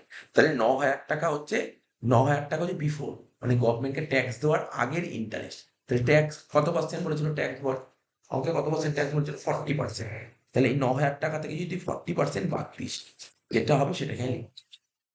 9,000 থেকে যদি 40% বাদ দিস, 5,400 নাকি? ঠিক আছে, 9,000 থেকে 40% বাদ দিলাম, ঠিক আছে? তাহলে কত হলো? 5,400। যোগ যোগ কর, এটা থেকে তো যোগ কর। তাহলেই তো হয়ে যাবে 1,06,233। এটাকেই বলা হয় অ্যাডজাস্টেড প্রফিট, বুঝতে পারলি? এটাকে হচ্ছে তোর অ্যাডজাস্টেড প্রফিট। এবার তুই বলতে পারিস কিন্তু দেখ এই সমস্ত কোশ্চেন করাটা বেকার। তুই বলেছি বলি স্যার আগের অঙ্কতে ট্যাক্স বাদ দিয়েছিলাম। কেন ট্যাক্স বাদ দিয়েছিলাম? আগের অঙ্কটা বিফোর ট্যাক্স বলেছেন, তাই ট্যাক্স বাদ দিয়েছিলাম। আর এখানে আফটার ট্যাক্স বলে দিয়েছি, স্যার ট্যাক্স বাদ দিতে প্রশ্ন হচ্ছে না। ঠিক আছে? তো এটা সুতরাং এটা আমি অ্যাজাম্পশনটা করলাম। এই যে তুই যদি এটাকে যদি আফটার ট্যাক্স ধরতি, হয়তো নাম্বার পেতি, নাম্বার অবশ্যই পেতি, কিন্তু অনেক কিছুটা নাম্বার কেটেই দিত, কিছু নাম্বার কেটেই দিত। এখানে বিফোর ট্যাক্স ধরাটাই বেটার ছিল। ঠিক আছে? এটা বুঝতে হবে। এইগুলো হচ্ছে অ্যাজাম্পশন বেস, কোথায় কি ধরতে হবে। তো হয়ে গেল, দেখ আমার অ্যাভারেজ প্রফিট বেরিয়ে গেল। তাহলে কত হলো অ্যাভারেজ প্রফিট বল? 1,06,233। এখানে লিখো কি? 1,06,233 divided by non rate of return কত বলেছিল আমাকে বল? 10% না? হ্যাঁ, ওই তো। হ্যাঁ, হ্যাঁ, 10%, রিটার্ন 10%। ডিভাইড বাই কি করলো? হয়ে গেল। মাইনাস ক্যাপিটাল এমপ্লয়েড বের করবো। এবার বের করবো কি? Capital employed, working score capital employed বের করবো। এটা বের করতে হবে। আগের অঙ্কটা বলে দিয়েছিলাম ক্যাপিটাল এমপ্লয়েড, কিন্তু এই অঙ্কে বের করতে হবে। এবার দেখ ক্যাপিটাল এমপ্লয়েড আমি আগের ক্লাসে শিখিয়েছিলাম, ক্যাপিটাল এমপ্লয়েড আমরা দুদিক থেকে বের করতে পারি। ক্যাপিটাল এমপ্লয়েড দুদিক থেকে বের করি, ফ্রম অ্যাসেটস অ্যাপ্রোচ আর একটা লাইবিলিটি অ্যাপ্রোচ। এই যে কোশ্চেন দিয়েছিলাম দেখে বুঝে গেছে এটা লাইবিলিটি দিক দিয়ে করতে হবে, অ্যাসেট দিয়ে করা যাবে। অ্যাসেট দিক দিয়ে করতে গেলে তোকে ব্যালেন্স শিট দিতে হবে। ব্যালেন্স শিট দিলেই অ্যাসেট দিক দিয়ে করতে পারবে, আর ব্যালেন্স শিট না দিলে লাইবিলিটি সাইড দিয়ে করতে হবে। ঠিক আছে তো? তার মানে এখানে দেখ কোশ্চেন পড়ে দেখতে পারলাম কত নম্বর? 22, তাই তো? 22-এর অঙ্কটা দেখ, যা যা আইটেম দিয়ে সব লাইবিলিটি। দেখ প্রথমে বলি ইকুইটি শেয়ার ক্যাপিটাল বলেছে, এসব লাইবিলিটি। প্রেফারেন্স শেয়ার ক্যাপিটাল বলেছে, লাইবিলিটি। রিজার্ভ বলেছে, লাইবিলিটি। ডিবেঞ্চার, সব লাইবিলিটি দিয়েছে। তাই লাইবিলিটি সাইড থেকে আমরা ক্যাপিটাল বের করবো। ঠিক আছে? তাহলে লেখ, একটা করে লিখবো। হ্যাঁ, কি লিখবো? প্রথমে লিখবো ইকুইটি শেয়ার ক্যাপিটাল।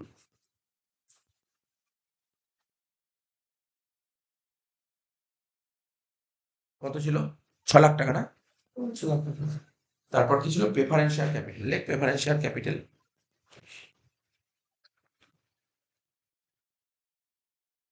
কত টাকা ছিল প্রেফারেন্স শেয়ার ক্যাপিটাল বল? 1,00,000 টাকা। হয়ে গেল। তারপর কি ছিল? Reserve and surplus. লেখ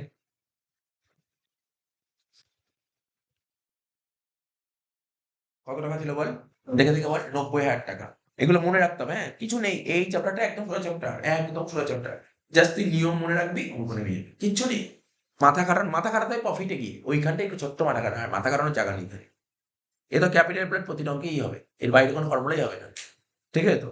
লাইবিলিটিতে এটাই ফর্মুলা হয়। তাহলে কি কি বললাম বল? Equity share capital, preference share capital যোগ রিজার্ভ এন্ড সারপ্লাস। এবার কোশ্চেনটা পড়ি, আর কিছু এক্সট্রা দিয়েছে কিনা। ঠিক আছে? ওরা ডিবেঞ্চার দিয়েছে, ডিবেঞ্চার নেব, অবশ্যই নেবো ডিবেঞ্চার, অবশ্যই ডিবেঞ্চার নেব। তার আগে বলেছে, দেখ ভালো করে মন দিয়ে শুনতে হবে, মন দিয়ে শুনতে হবে। টোটাল অ্যাসেট আমার, যত টাকা টোটাল অ্যাসেটস আছে, তার মধ্যে ইনক্লুড আছে কি? Preliminary expense. প্রিলিমিনারি এক্সপেন্স কি জানি? এক ধরনের ফিকটিসিয়াস অ্যাসেটস। ঠিক আছে? যদি তুমি লাইবিলিটি সাইড দিয়ে করো তখন ফিকটিসিয়াস অ্যাসেট মাইনাস করতে হয়। লাইবিলিটি সাইড দিয়ে করলে ফিকটিসিয়াস অ্যাসেট থাকলে মাইনাস করতে হয়। তার মানে এখানে বলেই দিয়েছে প্রিলিমিনারি এক্সপেন্সেস, এটা একদম ফিকটিস আছে। তাহলে 20,000 টাকাটা কি করবো? মাইনাস করবো। মাইনাস দিয়ে প্রিলিমিনারি এক্সপেন্সেস, মাইনাস দিয়ে প্রিলিমিনারি এক্সপেন্সেস। ঠিক আছে?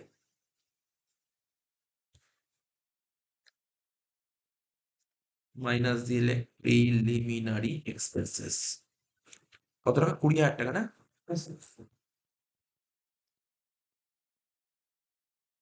ঠিক আছে, এটা লিখলাম। আর কি বলেছিল বলো আমাকে? হয়ে গেল তো? এবার দেখ বলেছিল কি, আর কি বলেছিল, এই যে নিচে নিচে একটা লাইন বলেছিল না, এই দেখ ওই আগের অঙ্কটার মতো, market value of assets is rupees 70,000 higher than the book value. তার মানে তুই ভাব, তোর কোম্পানির যা অ্যাসেট ছিল, অ্যাসেট যা ছিল, তুই রিভ্যালুয়েশন করেছিস, রিভ্যালু করতে গিয়ে দেখলি মার্কেটে আজকে তার অ্যাসেটের দাম 70,000 টাকা বেড়ে গেছে। আগের উপরে কি করেছিল, অ্যাসেট বেড়ে গেলে ক্যাপিটাল এমপ্লয়েড কি হচ্ছিল, বেড়ে যাচ্ছে। তাহলে এখানেও তো তাই বাড়বে, অ্যাসেট বাড়ছে মানে ক্যাপিটাল এমপ্লয়েড বাড়বে, তাহলে কি লিখবি, যোগ দিয়ে লিখবি increase in value of assets, like increase in value of assets 70,000, increase in value of assets 70,000, এখানে লাইক 70,000 যোগ দিয়ে লিখবি increase in value of assets.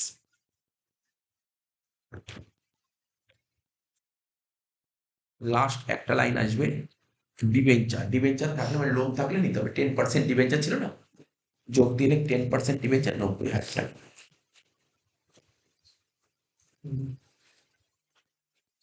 পুরো যোগ বিয়োগ কর, সুন্দর করে যোগ বিয়োগ কর। দেখ 9,30,000 বললো, 9,30,000, এই একদম এই যে এখন যে অঙ্কটা বললাম না, একদম এরকম টাইপেরই অঙ্কের বছর এসেছিল বই, একদম অনার্স এবছর এরকম টাইপেরই অঙ্ক এসেছিল।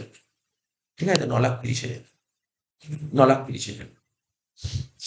তাহলে বোঝা গেল 9,30,000 কি করে হলো, সুন্দর করে বলে দিলাম। দেখ এবার দেখ আমরা কি নিই নি দেখেছিস তো, দেখ আমরা ডেপ্রিসিয়েশন ফান্ড নিই, দেখেছিস ডেপ্রিসিয়েশন ফান্ড নিই নি, নিতে নেই ডেপ্রিসিয়েশন ফান্ড। আমি বলছি কেন নিতে নেই, তার কারণ আছে। ধর কোম্পানি, ধর একটা অ্যাসেট আছে, ধর কোথায় লিখ, ধর কি হয়েছে জানিস তো, এই প্ল্যান্ট অ্যান্ড মেশিনারি, ধর company asset sale, plant and machinery কিছু একটা টাকা লেখা আছে, তার থেকে কি হয়, ডেপ্রিসিয়েশন ফান্ড ওতে তো মাইনাস করতে হয়, করে ডেপ্রিসিয়েশনটা কার সঙ্গে সম্পর্ক, অ্যাসেট, ফিক্স অ্যাসেট, তার মানে ক্যাপিটাল এমপ্লয়েড যখন অ্যাসেট সাইড দিয়ে করতে হয় তখন নিতে হবে, লাইবিলিটি সাইড দিয়ে করলে নিতে, ঠিক আছে, ডেপ্রিসিয়েশন ফান্ড নিতে। ঠিক আছে, তো বলে দিলাম এটা। আর কি বলেছে কি, আর কি কিছু বলেছে কোশ্চেন, এইটা শুনি না, লাইবিলিটি সাইড দিয়ে যখন লাইবিলিটি সাইড দিয়ে, সরি লাইবিলিটি কি বললাম, যখন আমরা অ্যাসেট সাইড দিয়ে করতাম কি করতাম, ওখানে লিখলাম ফিক্স অ্যাসেট যোগ current asset minus current debit, এইটা তো কারেন্ট ডেবিট, এই দিক দিয়ে করলে নিতে হয়, ঠিক আছে, তো এর মাথায় রাখতে হবে। আর তো কিছু দেখতে পাচ্ছি না, সব হয়ে গেছে, সব করা হয়ে গেছে, যোগ বিয়োগ করা অঙ্ক শেষ হয়ে গেল, 9,30,000, তাই তো? তাহলে দেখ এখানে ক্যাপিটাল কত বললো বল, 9,30,000, এখানে বসিয়ে দেয় 9,30,000, অঙ্ক শেষ। 9,30,000, হ্যাঁ 9,30,000, তাহলে কত, 106,233 ডিভাইড বাই 10, ঠিক আছে, যেটা বেরোলো মাইনাস করবো 9,30,000, কত হচ্ছে 1,32,330।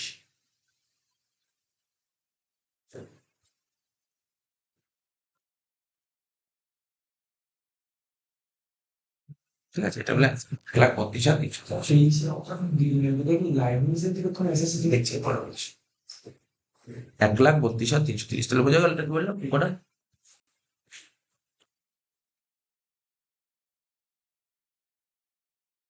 এটা বোঝা গেল, তাহলে অঙ্কটা 1,32,330। এবার এইটা, এই অঙ্কটা না আর একটা মেথড বলেনি, এটা তো অ্যাভারেজ বলেছে, যদি বলতো ক্যাপ, এই যে সুপার প্রফিট বলতো, এটা সুপার প্রফিট না, মানে আমি কি বলছি, যদি বলতে এরকম বলতো capitalisation of super, super profit তো আলাদা মেথড। এখানে যদি কোশ্চেনে বলতো গুড ভ্যালুয়েশন অফ গুডউইল বের করো under capitalisation of super profit, লিখে রাখ, এমনকে বলেনি, জাস্ট লিখে রাখ, যদি বলে জাস্ট লিখে রাখ, লেখ, জাস্ট লিখে এক লাইনে, এক লাইনে লেখ, কি লিখে বললাম বল, এটা এক্সট্রা বলে যেটা করতে, লিখো goodwill under capitalisation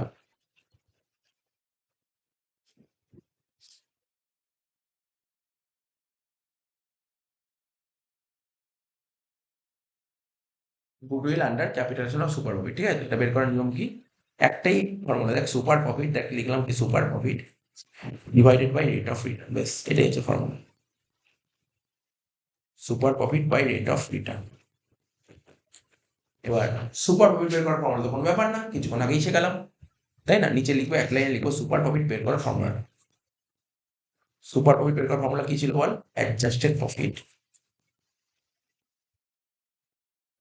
minus normal profit.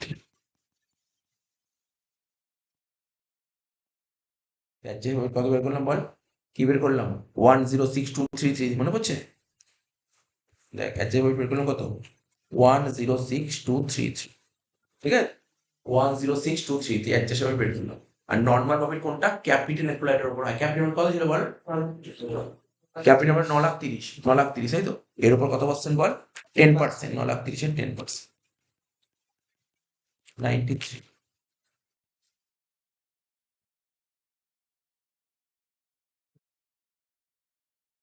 13,233,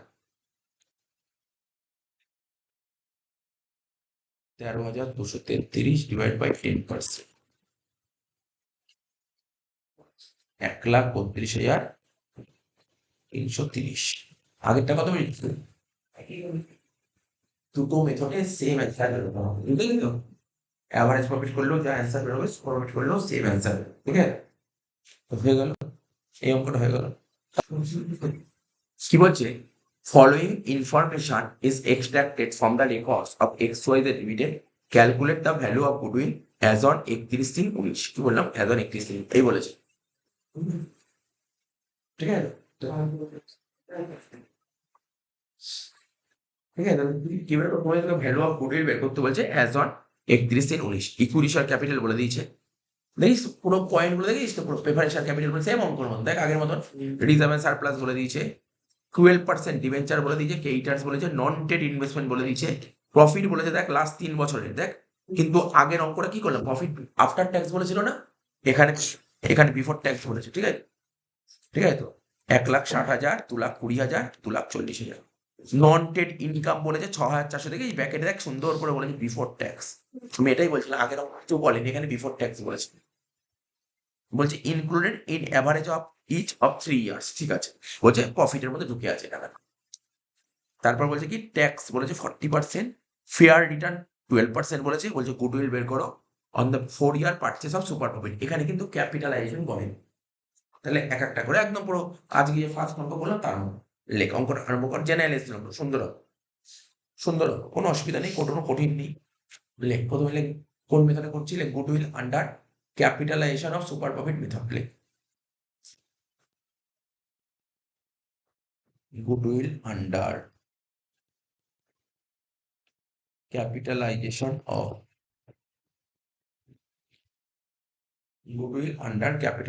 of super profit method.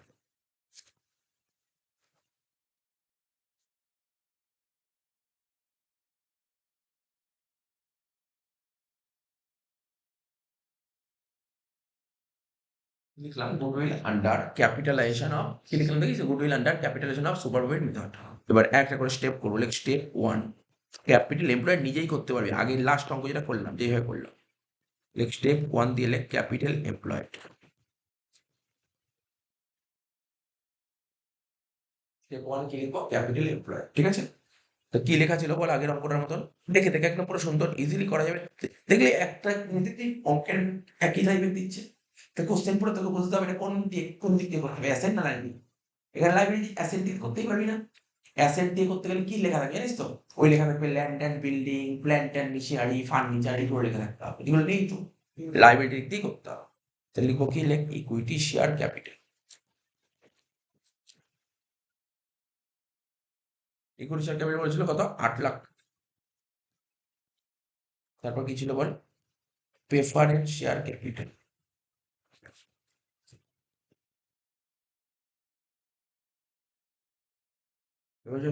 কত ছিল? 2 লাখ টাকা।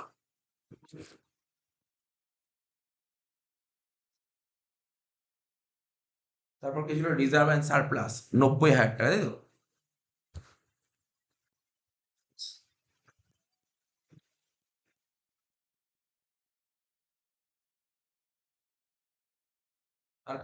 তারপর দেখ যেই হয়ে গেল, তাহলে আমি দাগ দিই, এটা নিলাম, এটা নিলাম, এটা নিলাম। তারপর দেখ একটা কথা মাথায় রাখতে হবে, যেটা আমি বলেছিলাম আগের অঙ্কের সঙ্গে একটু এক পয়েন্ট আলাদা আছে, ঠিক আছে? আগের অঙ্কে যেমন ছিল একটা প্রিলিমিনারি এক্সপেন্স ছিল, মাইনাস করেছিল, এগুলো নেই প্রিলিমিনারি এক্সপেন্সেস, এগুলো নেই তো। আগের অঙ্কে ছিল, এগুলো নেই তো, সব অঙ্কে থাকবে না, কোনো কথা নেই। এবার দেখ এখানে একটা বলেছিল নন ট্রেড ইনভেস্টমেন্ট, আগের অঙ্কেটা ছিল না, নন ট্রেড ইনভেস্টমেন্ট। দেখ নন ট্রেড ইনভেস্টমেন্ট কি হয়, যখন আমরা এই ক্যাপিটাল এমপ্লয়েড বের করি না, লাইবিলিটি সাইড দিয়ে করলে নন ট্রেড ইনভেস্টমেন্ট মাইনাস করতে হয় না। এটা প্রথম দিন নোট লিখেছিলাম, নোট দেখ ভালো করে লেখা ছিল। যখন তুই অ্যাসেট দিক দিয়ে করবি, অ্যাসেট দিক দিয়ে করতে গেলে নন ট্রেড নিতে নেই, অ্যাসেট সাইড দিয়ে করলে নন ট্রেড ইনভেস্টমেন্ট নিতে নেই। কিন্তু লাইবিলিটি সাইড থেকে করলে মাইনাস করতে হবে। যেটা নিতে নেই অ্যাসেট সাইডে সেটাই মাইনাস করতে হয় লাইবিলিটি। আমি আবার বলছি অ্যাসেট সাইড যেমন আগেরটা প্রিলিমিনারি কেন মাইনাস করলাম, অ্যাসেট সাইড দিয়ে করলে নিতে নেই, অ্যাসেট সাইড দিয়ে যেটা নিতে নেই সেটা লাইবিলিটি মাইনাস করতে হবে, ঠিক আছে তো? এটা মাইনাস করবি নন ট্রেড ইনভেস্টমেন্ট শেয়ার। যদি এখানে থাকতো ট্রেড ইনভেস্টমেন্ট নিতে আসবে, trade investment capital employed part, ঠিক আছে তো, কিন্তু নন ট্রেড পার্ট নয়, যেহেতু পার্ট নয় তাই অ্যাসেট সাইডে নিতে নেই, আর অ্যাসেট সাইড নিতে নেই মানে তো লাইবিলিটি সাইড মাইনাস। কত টাকা ছিল? ৮০,০০০ টাকা। হ্যাঁ ৮০,০০০ টাকা। লাস্ট করবো কি ডিবেঞ্চার, কত পার্সেন্ট ডিবেঞ্চার ছিল দেখে নে, 12% ডিবেঞ্চার। টাকাটা কত ছিল? যোগ করে দেখ, ক্যাপিটাল এমপ্লয়েড বেরিয়ে গেল কত, 11,10,000।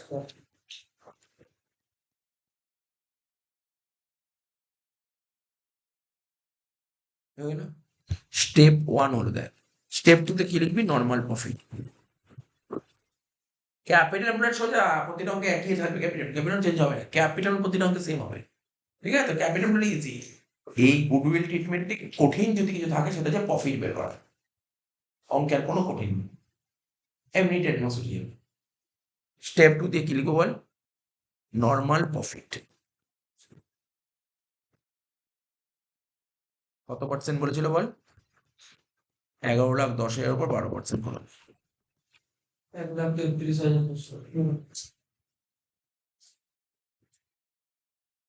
1,33,200। স্টেপ 3 কি লিখবো? এইটা, এই স্টেপটাই পুরো ঠান্ডা মাথায় adjusted profit,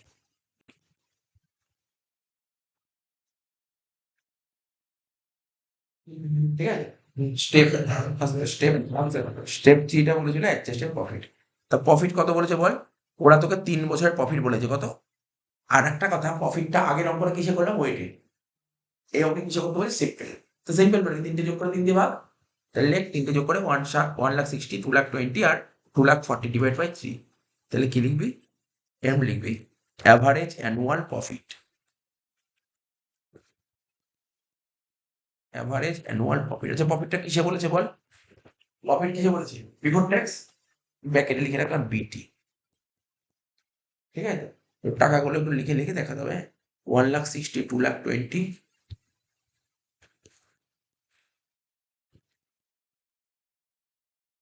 plus 2,40,000 divide by 3, এরপরে দেখতে কত হচ্ছে? 2,06,667, এটা বেরিয়ে গেল তোর অ্যাভারেজ অ্যানুয়াল প্রফিট, ঠিক আছে তো?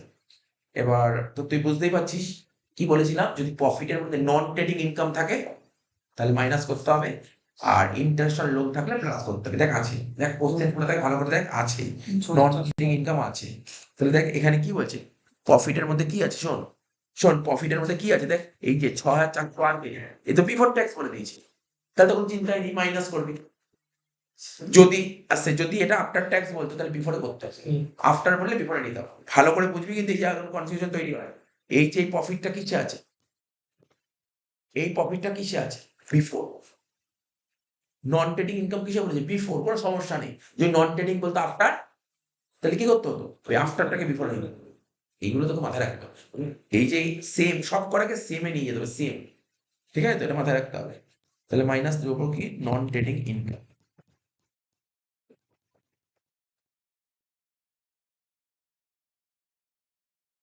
কত টাকা দিয়েছে? 6,400। আর একটা আইটেম, এবার দেখ এই ইন্টারেস্ট অন লোন, লোন কত ছিল বল? লোন, এই লোন কত ছিল? 1,00,000 টাকা লোন ছিল, 1,00,000-এর 12%। ও কোশ্চেনে বলুক বা না বলুক, প্রফিট এই যে বলি স্যার ও তো বলেছে, ও তো বলে দিয়েছে প্রফিটের মধ্যে নন ট্রেডিং ইনকাম আছে তাই আপনি করেছেন, ঠিক আছে, কিন্তু কোশ্চেন তো বলেনি লোন মানে যে ইন্টারেস্ট অন লোন প্রফিটের মধ্যে ঢুকে আছে, অফকোর্স থাকবে, অফকোর্স থাকবে, বলুক বা না বলুক, বলুক বা না বলুক, অফকোর্স থাকবে, ঠিক আছে? তো আমরা কি করবো? ইন্টারেস্ট অন লোন যোগ করে দেবো, ঠিক আছে?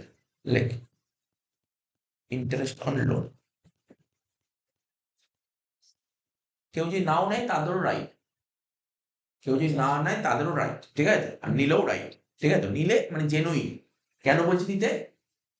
তুই আজকে ধর বইয়ের অ্যান্সার বেরোনোর জন্য হয়তো বইতে ধর একটা অ্যান্সার দিয়েছে, যে ইন্টারন্যাশনাল লোন নেয়নি, নিয়ে একটা অ্যান্সার, ঠিক পরে একই অঙ্ক ইন্টারন্যাশনাল লোন নিয়ে নিচ্ছে, তো কনফিউজ হয়ে গেল নেবো কি নেবো না। ব্যাপারটা বুঝতে পারলি তো, দুটোই ঠিক। তা একটাই করে যে খুবই ওটা বেটার, একটাই করে ইন্টারন্যাশনাল লোন থাকলেই নিন, ঠিক আছে। কারণ এইটা কেন বললাম বলতে, এই ভুলটা সবসময় করে, এই ভুলটা সবসময় করে, কারণ আমরা ফাইনাল অ্যাকাউন্ট করার সময় পিএল এ সবসময় ইন্টারন্যাশনাল লোন থাকে, তাহলে প্রফিটের মধ্যে আছেই, এই অ্যাজাম্পশন করেই আমরা এগোবো। তাহলে আচ্ছা, তাহলে এই 1,00,000-এর 12% বিফোর ট্যাক্স, কোনো চিন্তা নেই, 1,00,000-এর 12% বিফোর ট্যাক্স হবে।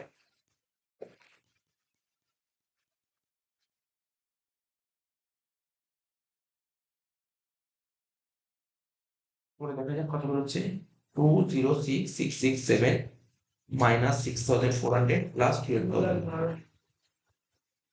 2,12,267, ঠিক আছে। এবার এর থেকে কি করবি, ট্যাক্স মাইনাস করবি, ট্যাক্স কত পার্সেন্ট ছিল দেখ অঙ্কে, 40% মাইনাস কর, আপনার ট্যাক্স বেরবে 84,907 মাইনাস করে যেটা বেরোবে সেটাকে বলে প্যাট, এটাকেই বলা হয় প্যাট, প্যাট মানে প্রফিট, ঠিক আছে। 212,267 মাইনাস 84,907 কত হচ্ছে, 127,360।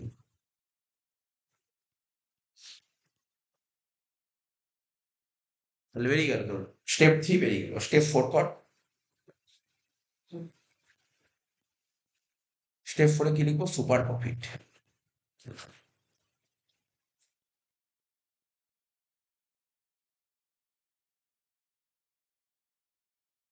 Adjusted profit minus normal profit.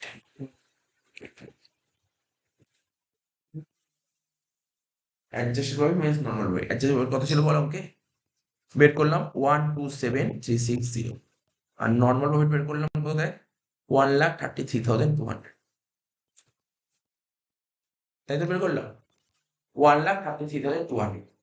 তাহলে দেখ সুপার প্রফিট আমার কিসে বেরোচ্ছে, অ্যান্সারটা যদি যোগ বিয়োগ করি তাহলে কিসে বেরোচ্ছে সুপার প্রফিট, দেখ নেগেটিভ, নেগেটিভ বেরোচ্ছে না, কত নেগেটিভ বেরোচ্ছে দেখ, 5,840 negative. Next line, next step 5 goodwill,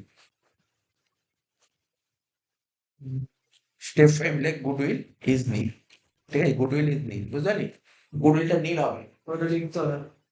ব্যাকে লেখ, because super profit is negative, because super profit is negative.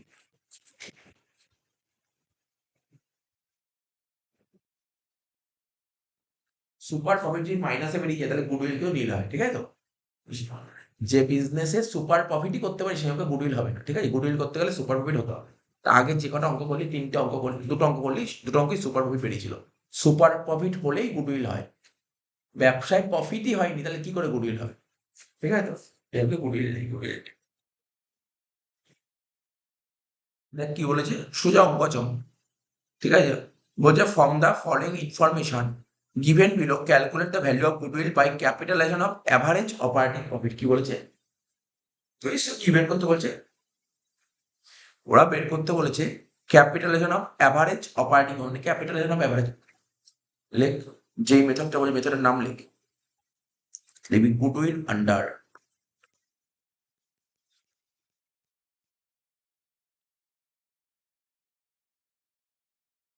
Capitalisation of average profit.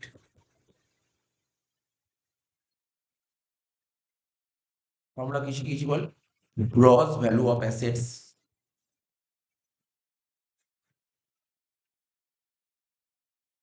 Minus capital employed,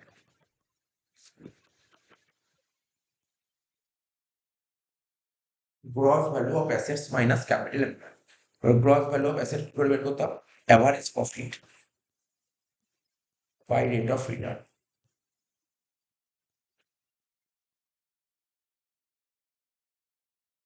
minus capital employed বের করবো। এবার জব করি, এবারে একটা করে বের করি, একটা করি। সবার প্রথম না ক্যাপিটাল এমপ্লয়েড বের করবো, ক্যাপিটাল এমপ্লয়েড,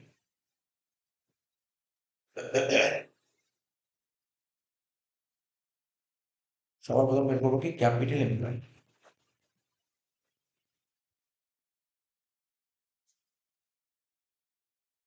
বের করো ক্যাপিটাল এমপ্লয়ার। দেখ কোশ্চেন পড়। ক্যাপিটাল এমপ্লয়ার আমি কি বলেছিলাম, যদি ব্যালেন্স শিট দিয়ে দেয় তখন অ্যাসেট সাইড দিয়ে করবো, ব্যালেন্স শিট না দিয়ে লাইবিলিটি। এখানে ব্যালেন্স শিট দেয়নি, তাহলে কোন দিক দিয়ে করবো? লাইবিলিটি সাইড দিয়ে। বলছে দেখ, capital and liabilities of the company as per its last balance sheet includes the following.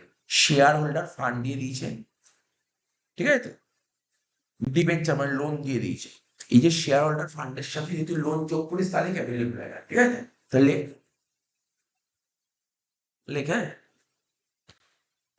কি লিখবো? প্রথমে লিখবি share holder fund.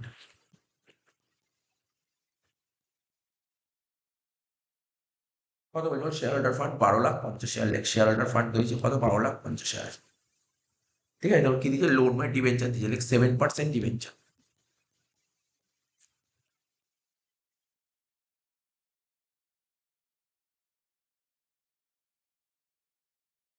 Seven percent debenture কত দিয়ে? 4,50,000 টাকা। লিখ 4,50,000।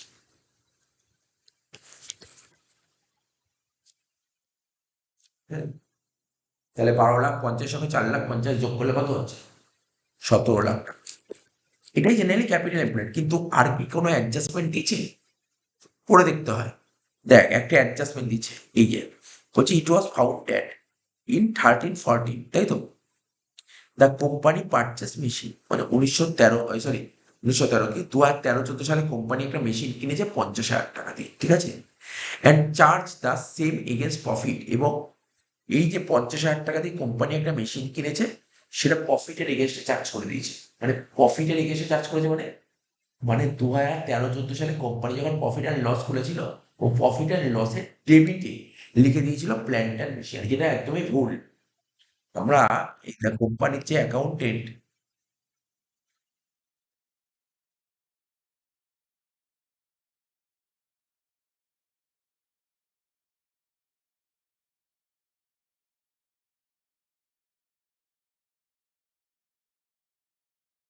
কোম্পানির যে অ্যাকাউন্টেন্ট, কি বললাম? কোম্পানির যে অ্যাকাউন্টেন্ট, ও কি করেছিল? যখন ও 2013-14 সালে প্রফিট অ্যান্ড লস তৈরি করছিল, ও পিএল অ্যাকাউন্টেন্ট ডেবিট থেকে কি লিখেছিল জানিস তো? Two machinery. তাহলে মেশিন কিনলে কি পিএল এর ডেবিটে দেখায়? মেশিন কিনলে কি পিএল এর ডেবিটে দেখানো উচিত?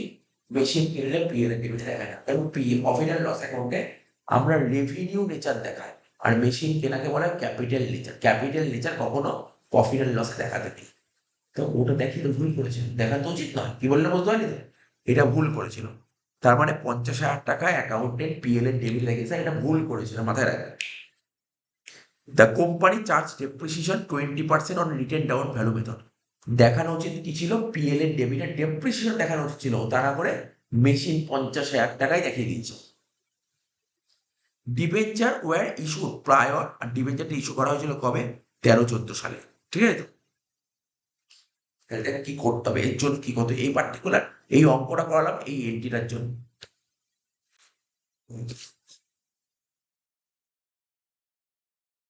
তাহলে এখানে এখানে এন্ট্রিটা কিছু একটু জায়গা লাগবে, একটু জায়গা লাগবে, ঠিক আছে তো? প্রফিটটা বের করি আমরা, ওয়ার্কিংস করি। প্রফিট কি লিখবো? অ্যাডজাস্টেড প্রফিটের ওয়ার্কিংস করি। এই যে অ্যাডজাস্টেড প্রফিট বলতো কোন কোন বছর প্রফিট বলেছিল অঙ্কে? 13, 14, 15, 16, 15, 16। এই যে এইভাবে করো, 13, 14, 14, 15, 15, ঠিক আছে? ওরা কোশ্চেনে কি করেছে? প্রফিটটা কত কত করে প্রফিট বলেছে দেখ, ওরা ভালো করে পড়। প্রফিট আফটার চার্জিং 40% ট্যাক্স, মানে ট্যাক্স চার্জ করার পরে প্রফিট দিয়েছে। মানে কি প্রফিট? বিফোর ট্যাক্স না আফটার ট্যাক্স? মানে প্যাট বলে দিয়েছে, ওকে প্যাট বলে দিয়েছে। লিখবে, লিখ প্যাট। পরীক্ষায় প্যাট লিখবি না, পরীক্ষায় লিখবি প্রফিট আফটার ট্যাক্স, ঠিক আছে? কত কত টাকা বলেছে বল? 1,56,000, 1,84,000,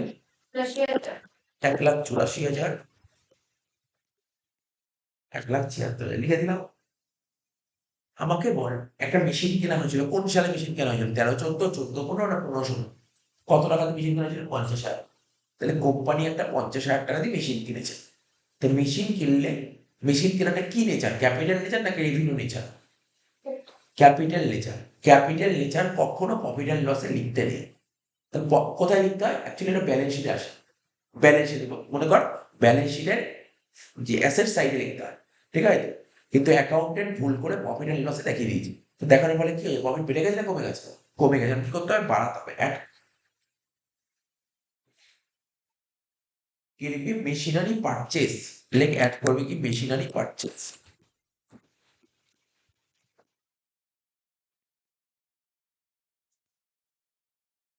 টাকা লেখার আগে আমার কথা শুনবি, আগে লিখবি না টাকা, কারণ ভুলভাল লেখা আছে। এখানে আমি কি করে দিয়েছি উপরে, এটা কি লিখে দিচ্ছি, আফটার ট্যাক্স। তারপরে এখানে 50,000 টাকা যে দিয়েছে মেশিনের দাম, তাহলে এটা কিন্তু আফটারে নিয়ে যেতে হবে। 50,000 টাকা বিফোরে আছে, ওটাকে আফটারে কনভার্ট করতে হবে, তাই তো? তাহলে তুই যা করিস সব আফটারে। তাহলে ট্যাক্স কত পার্সেন্ট ছিল অঙ্কে বল, ট্যাক্স কত পার্সেন্ট ছিল অঙ্কে বল, 40%। তাহলে 50,000 টাকা থেকে 40% বাদ দিবি, তাহলে কত হবে, 30,000 টাকা। তাহলে বলতে পারলে 30,000 টাকা কি হলো, কেন হলো,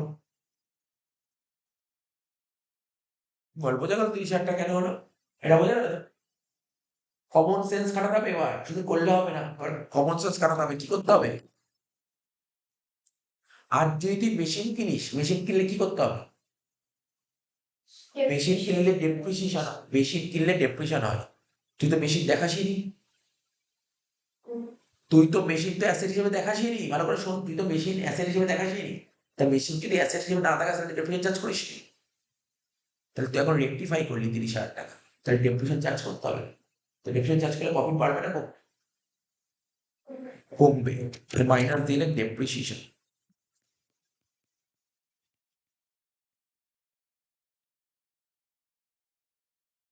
মাইনাস দিলে ডেপ্রিসিয়েশন। খুব সুন্দর, ইজি ভাবে করতে হবে, কোনো টাফ নেই এখানটায়। কত পার্সেন্ট ডেপ্রিসিয়েশন করেছিল বল, তাহলে 30,000 20% কত হবে, 6,000। আর একটা কথা, এগুলো বই মানে শুধু কোশ্চেন করে করে এগোতে হবে। মেন ব্যাপারটা হচ্ছে এখন বলি স্যার, মেশিনটা যে 50,000 টাকা কিনেছে, কবে কিনেছে? না না, 13-14 বুঝলাম, 13-14 কিনেছে, 13-14 কবে, বছরের শুরুতে কিনেছে না শেষে কিনেছে? দেখ, বছরের শুরুতে কিনলে ফুল ইয়ার ডেপ্রিসিয়েশন, বছরের মাঝে কিনলে 6 মাসের ডেপ্রিসিয়েশন, আর বছরের শেষে কিনলে কোনো ডেপ্রিসিয়েশনই হবে না। তুই কি ভাবছিস, বছরের শেষে কিনলে কোনো ডেপ্রিসিয়েশন হবে না? আমি মনে করছি বছরের শুরুতে কিনেছি, আমি বছরের শুরুতে কিনেছি মনে করছি। ঠিক আছে, তাহলে ফুল ইয়ার ডেপ্রিসিয়েশন মানে 6,000। আচ্ছা দেখ, এবার শোন, একটু ভেঙে ভেঙে করছি, দেখ ভেঙে ভেঙে করছি। এখানে দেখাচ্ছি 13-14 সালে কত ছিল, 30,000 টাকা, তার উপর 20% ডেপ্রিসিয়েশন মানে 6,000 টাকা। ঠিক আছে, কোন মেথডে ডেপ্রিসিয়েশন চার্জ করতে বলেছে, স্টেট লাইন না ডিমিনিশিং? কোন ডিমিনিশিং, রিটেন ডাউন বলেছে। 14-15 কি হবে, মেশিনের দাম তো 30,000 টাকা ছিল, ওই 6,000 টাকা তো ডেপ্রিসিয়েশন হয়ে গেছে, রইল কত, 24,000 টাকা। মনে পড়ে ডিমিনিশিং ব্যালেন্সে কার উপর ডেপ্রিসিয়েশন চার্জ করতাম? আমি তোকে ভেঙে ভেঙে দেখিয়েছি, বুঝতে অসুবিধা হলে না, সুন্দর করে ভেঙে ভেঙে দেখিয়েছি। ধর 13 জন, এখানে দেখিয়েছি 13 জন। ঠিক আছে, 13 জন তুই কিনেছিলি কস 30,000 টাকা দিয়ে, মাইনাস ডেপ্রিসিয়েশন 20%, কত হলো, 6,000। বাদ দিয়ে কত হলো, 24,000। তো এটাকে কি বলতো, বুক ভ্যালু বলতো। মাইনাস আবার ডেপ্রিসিয়েশন চার্জ করতাম, এটা কোন সালে, 14-15। 24,000 20% করলে কত, 4,800। তাহলে কত হচ্ছে, 19,200। বুঝতে পারছিস ব্যাপারটা? এটা কিন্তু একদমই দেখাতে হবে, এটা কিন্তু দেখাতে হবে, বুক ভ্যালু। তাহলে আবার ডেপ্রিসিয়েশন চার্জ করবো, চলে এটা 15,000। কত হবে, 19,200-র উপর 20%, কত হচ্ছে, 3,840। বাদ দিবার কত হচ্ছে, 15,360। এটা কি হলো, বুক ভ্যালু। তাহলে বুঝতে পারলি তো? হ্যাঁ, এটা টুকবি, অবশ্যই টুকবি, এটা অবশ্যই টুকতে হবে।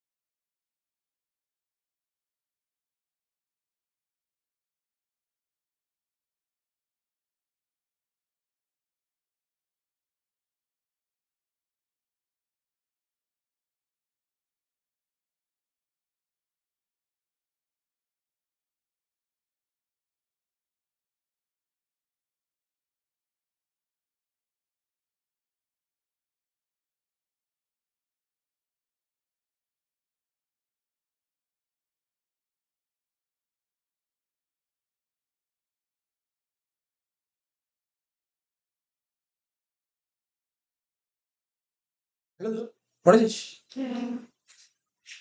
এবার ডেপ্রিসিয়েশন কোন কোন বছর? প্রথম বছর 6,000, পরের বছর 4,800 লেখ, পরের বছর 4,800,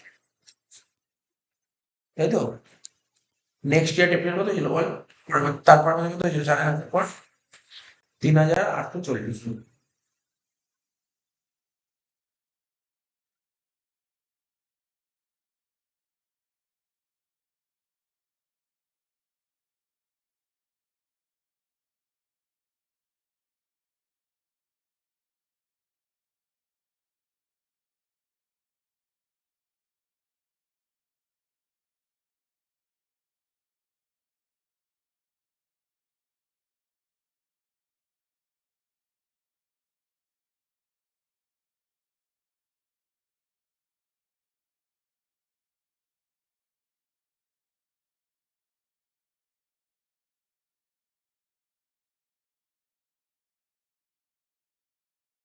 আচ্ছা, এই হলো। আরেকটা কি করেছিল দেখ, অঙ্কে না লোন ছিল, লোন দেখ, লোন কত ছিল? 7% ডিবেঞ্চার ছিল, লোন ছিল 7.5 লাখ, 4.5 লাখ টাকা। 4.5 লাখ টাকাও 7.5% ইন্টারেস্ট করলে কত হয়? 31,500 টাকা ইন্টারেস্ট অন লোন। এইবার দেখ, ওরা লাস্ট লাইনে বলেছিল কি, ডিবেঞ্চার লোনটা নেওয়া হয়েছিল কবে? 13-14 সালে। লোনটা নেওয়া হয়েছিল কবে বল? 13-14 সালে। তাহলে প্রতি বছরই ইন্টারেস্ট বলবে। 13-14 লোন নিলে তাহলে 13-14 ইন্টারেস্ট দিবি, 14-15 দিবি, 15-16 সব বছর ইন্টারেস্ট দিবি। কত করে?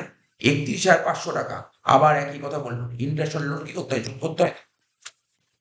লেখ ইন্টারেস্ট অন ডিবেঞ্চার, লেখ ইন্টারেস্ট অন ডিবেঞ্চার। কত টাকা কি করে বের করলাম বল? 4.5 লাখের উপর 7%। এই যে ইন্টারেস্ট অন লোন, লোনটা কি বিফোর ট্যাক্স হলো? তুমি আফটারে কনভার্ট করতে হবে। কত পার্সেন্ট ট্যাক্স বাদ দিবি? 40%। বুঝছিস তো? 18,900।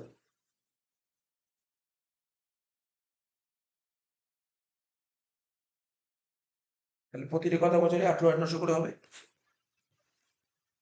18,900, 18,900, 18,900 যোগ কর, কত হচ্ছে বল? 1,56,000 যোগ 30 মাইনাস 6 যোগ 18,900, ঠিক আছে? কত হচ্ছে? 1,90,900।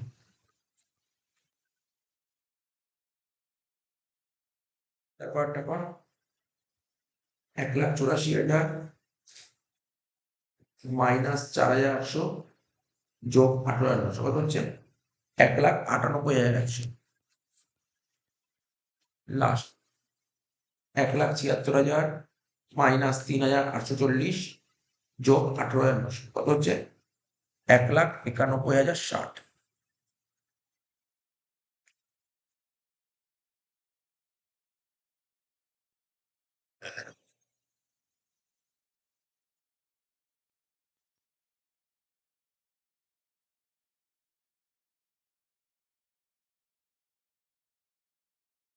লেখ 1,91,060।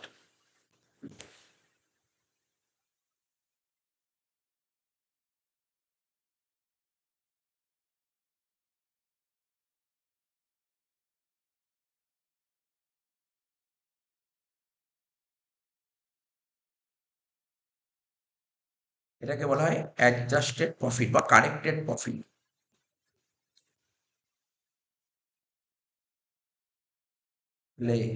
এরপরে কি করব? হলো তো? এবার কি করতে হয়? প্রফিটটা দিলে তারপর কি করতে হয়? অ্যাভারেজ করতে হয়। অ্যাভারেজ করতে হয়, সেটা অ্যাভারেজ সিম্পলেও করতে পারি, ওইটাও করতে পারি। এখানে বলে যে সিম্পলে করবো না ওইটাতে করবো, সিম্পল বলে দিয়েছে। তাহলে 1,98,900 plus 1,98,100 plus 1,91,060 divided by 3। 1,98,900 plus 1,98,100 plus 1,91,60 কত হচ্ছে? যেটা হচ্ছে এটাকে 3 দিয়ে ভাগ করা, 1,96,020। তাহলে কি হলো এটা? এটা হলো অ্যাভারেজ প্রফিট হয়ে গেল। বোঝা গেল তো?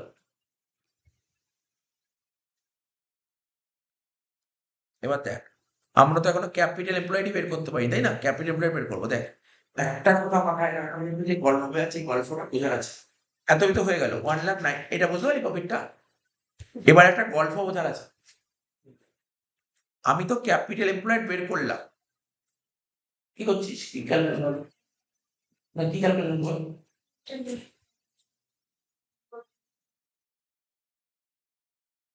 এই যে আমি তো ক্যাপিটাল এমপ্লয়েড বের করছি, তো যখন একটা মেশিন কেনা হয়েছিল মনে পড়ে, একটা 50,000 টাকা দিয়ে মেশিন কেনা হয়েছিল, এই মেশিনটা কি এন্ট্রি করা হয়েছিল, এন্ট্রি করা হয়নি, তো মেশিনটা 14-15 সালে একটা মেশিন কেনা হয়েছিল, 14-15 সালে মেশিন কেনা হয়েছিল, মেশিন তো কোনো এন্ট্রি করা হয়নি।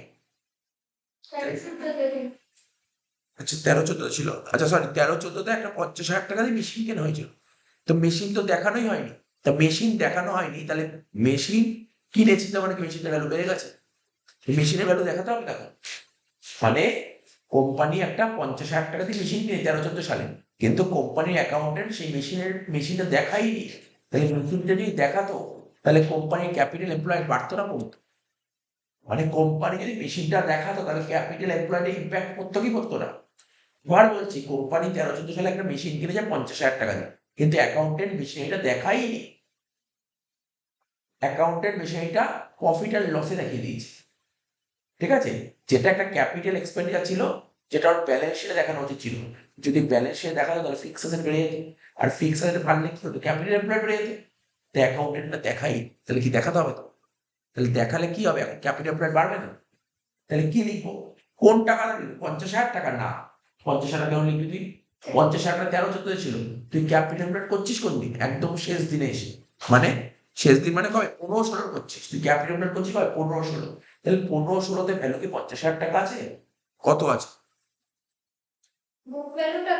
হ্যাঁ 15-16, 15,360, এবার দেখ 15,360 এটা কি হলো, এটা হচ্ছে আফটার ট্যাক্স, এখানে যখন করতে হয় না বিফোর ট্যাক্স দিতে হয়, যখন ক্যাপিটাল এমপ্লয়েড করবো না ওখানে বিফোর ট্যাক্স, ওখানে ট্যাক্সের কোনো গল্প থাকে না, ঠিক আছে, ওখানে ব্যালেন্স শিটে যে আমরা অ্যাসেটের ভ্যালু দেখাই না, অ্যাসেটের ভ্যালু ব্যালেন্সের জায়গায় আমরা বিফোর ট্যাক্স, বিফোর আফটার বলে কিছু হয় না, একটাই দেখায়, মানে মেন ভ্যালুটা দেখায়, মানে বিফোর ট্যাক্সই দেখায়, বিফোর ট্যাক্স, তাহলে এখানে কি লিখবি জানিস তো, এখানে লিখবি যোগ দিয়ে লিখবি কি, written down value of machine, WDV of machine,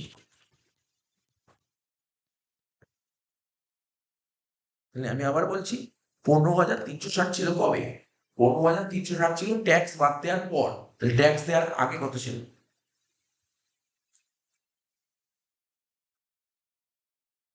আমি একবারে করে দিলাম 25,600, এদিক দেখ বুঝে নে, আমি করে দিচ্ছি 15,360 বাই কত হবে, বাই 60 ইন্টু 100, বুঝে নে কি করলাম, ভালো করে বুঝে নে, পিবিটি, পিবিটি কত 100, পিবিটি মানে আমরা ট্যাক্স কার উপর চার্জ করি, প্রফিট বিফোর ট্যাক্সের উপর 100, তার থেকে ট্যাক্স বাদ দেবো, ট্যাক্স কত ছিল 40, তাহলে বাদ দিয়ে কত হলো 60, কি হলো প্যাট 60 হলো, এটা তো প্যাটই তো, এটা তো প্যাট, তাহলে এটাই তো 60, এটা যদি 60 হয় তাহলে আমি বিফোরে করলে কত হবে, মানে 100তে নিলে কত হবে, বুঝতে পারলি, একবারে তাহলে কাটাকাটি করতে হলো, একবারে হয়ে গেল, নাহলে আলাদা করে বিফোর করতে হতো, কত হচ্ছে বল 25,600, বুঝেছিস কি বুঝিস,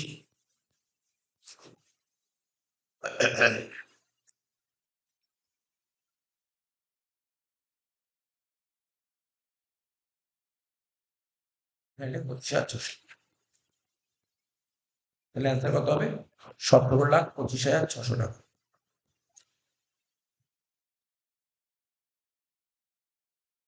ঠিক আছে, তাহলে উপরে লিখলাম না ক্যাপিটাল প্ল্যান, এখানে লিখবো 17,25,600 টাকা, আর অ্যাভারেজ প্রফিট কত বের করেছিলেন বল আমরা প্রথমে, 1,96,020 টাকা, divide by rate of return কত ছিল, ওকে, রেট অফ রিটার্ন কত ছিল 8%, তাই তো, divided by 8% minus 17,25,600,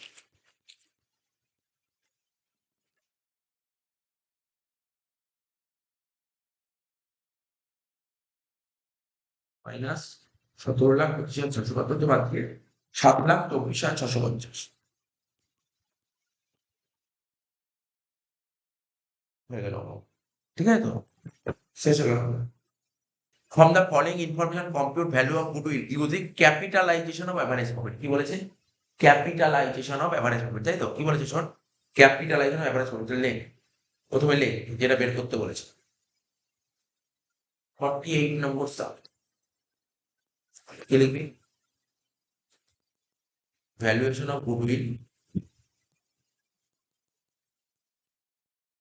under capitalisation of কি বললাম এভারেজ প্রফিট তাই তো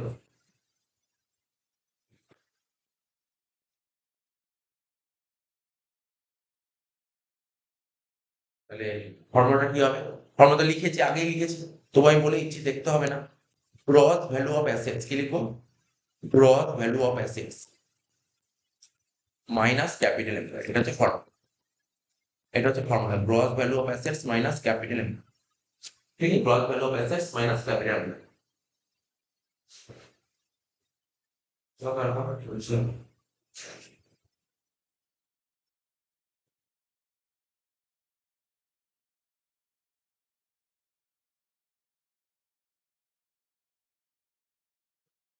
তারপর লিখ গ্রস ভ্যালু অফ অ্যাসেট বের করার ফর্মুলা কি ছিল লিখ adjusted profit divided by rate of return adjusted profit divided by rate of return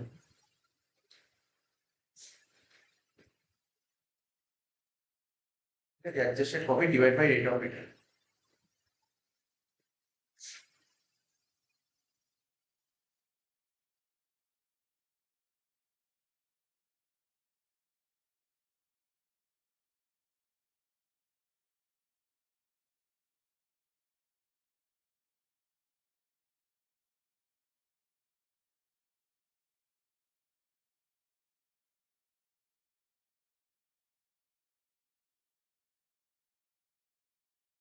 লেখা লেখ এখানে adjusted profit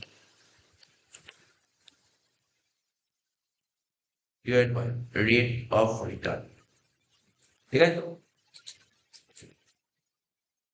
adjusted profit divide by rate of return হয়ে গেল তো এবার দেখ এক দু লাইন ছেড়ে ছেড়ে দিয়ে নিচে ওয়ার্কিং ফর ক্যাপিটাল এমপ্লয়েড তো বের করতে হবে তোকে আর নিশ্চয়ই বের করা যাবে ক্যাপিটাল এমপ্লয়েড আগের অঙ্কগুলো শেখালাম তো ক্যাপিটাল এমপ্লয়েড কি করে বের করতে কি ক্যাপিটাল এমপ্লয়েড কি করে বের করতে শেখালাম তো তো বের কর নাকি কোশ্চেনে বলে দিয়েছে দেখো ক্যাপিটাল বলে দিয়েছে ক্যাপিটাল এমপ্লয়েড কত টাকা দিয়েছে ওই তো 14,50,000 টাকা লিখেছে ক্যাপিটাল এমপ্লয়েড 14,50,000 টাকা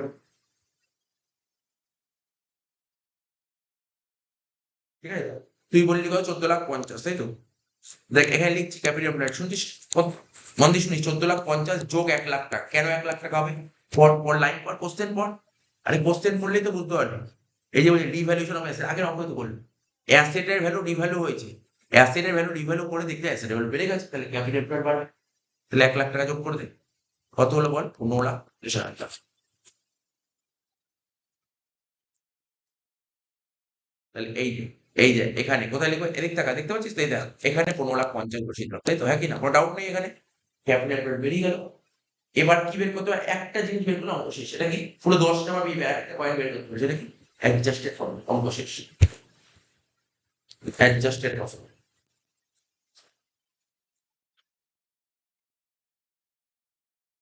ঠিক আছে কি লিখবো অ্যাডজাস্টেড ফর্ম ঠিক আছে কি লিখবো বল অ্যাডজাস্টেড ফর্ম তো দেখ অ্যাডজাস্টেড প্রফিট কোশ্চেনটা পড়ি এবার অ্যাডজাস্ট প্রফিট কি বলেছে দেখ ভালো করে পড় দেখ 19 সালে প্রফিট দিয়েছে কত 1,95,000 ঠিক আছে তো 20 সালে প্রফিট দিয়েছে 2,25,000 আর এখানে কত দিয়েছে 2,40,000 ঠিক আছে এবার প্রফিটটা কি প্রফিট বলেছে সিম্পল অ্যাভারেজ নাকি ওয়েটেড অ্যাভারেজ দেখ লাস্ট লাইনে বলে দেখ একদম লাস্ট লাইন এফ নম্বর পয়েন্টটা পড় ইউজ ওয়েটেড অ্যাভারেজ প্রফিট তোকে ওয়েটেড অ্যাভারেজ প্রফিট ঠিক আছে ওয়েটেড অ্যাভারেজ প্রফিট করবে পড়বো কিছু করতে পারবি না তবে শেখাবো তো ওয়েটেড অ্যাভারেজ প্রফিট শেখাচ্ছি দেখ আর তার আগে কিভাবে করবো আগের অঙ্কটা করলাম তো এই যে 3 বছরের অঙ্ক তো 3 বছরের অঙ্ক 31/3/19 31/3/20 31/3/21 এভাবে লিখবি 31/3/19 31/3/20 আর 31/3/21 ঠিক আছে প্রথমে কি লিখবি কোশ্চেনে যে প্রফিট দিয়েছে হ্যাঁ হয়ে যাবে কোশ্চেনে যে প্রফিট দিয়েছে এই কোশ্চেনে যে প্রফিট দিয়ে কি প্রফিট দিয়েছে আগের অঙ্কটা বিফোর ট্যাক্স বলেছে এই অঙ্কে আফটার ট্যাক্স বলেছে মাথায় রাখবি কিন্তু মাথায় রাখবি ভুলে গেলে চলবে আমি শর্টে লিখলাম প্যাট তোরা লেখ পুরো কথা লেখ প্রফিট আফটার ট্যাক্স তোরা পুরো কথা লেখ প্রফিট আফটার ট্যাক্স ঠিক আছে পুরো কথাটা লেখ প্রফিট আফটার ট্যাক্স ঠিক আছে পুরো কথাটা লেখ প্রফিট আফটার ট্যাক্স ঠিক আছে পুরো কথাটা লেখ প্রফিট আফটার ট্যাক্স পুরো কথাটা লেখ প্রফিট আফটার ট্যাক্স ঠিক আছে তো profit after tax profit after tax লিখিস তো বল কত কত ছিল টাকাগুলো বল।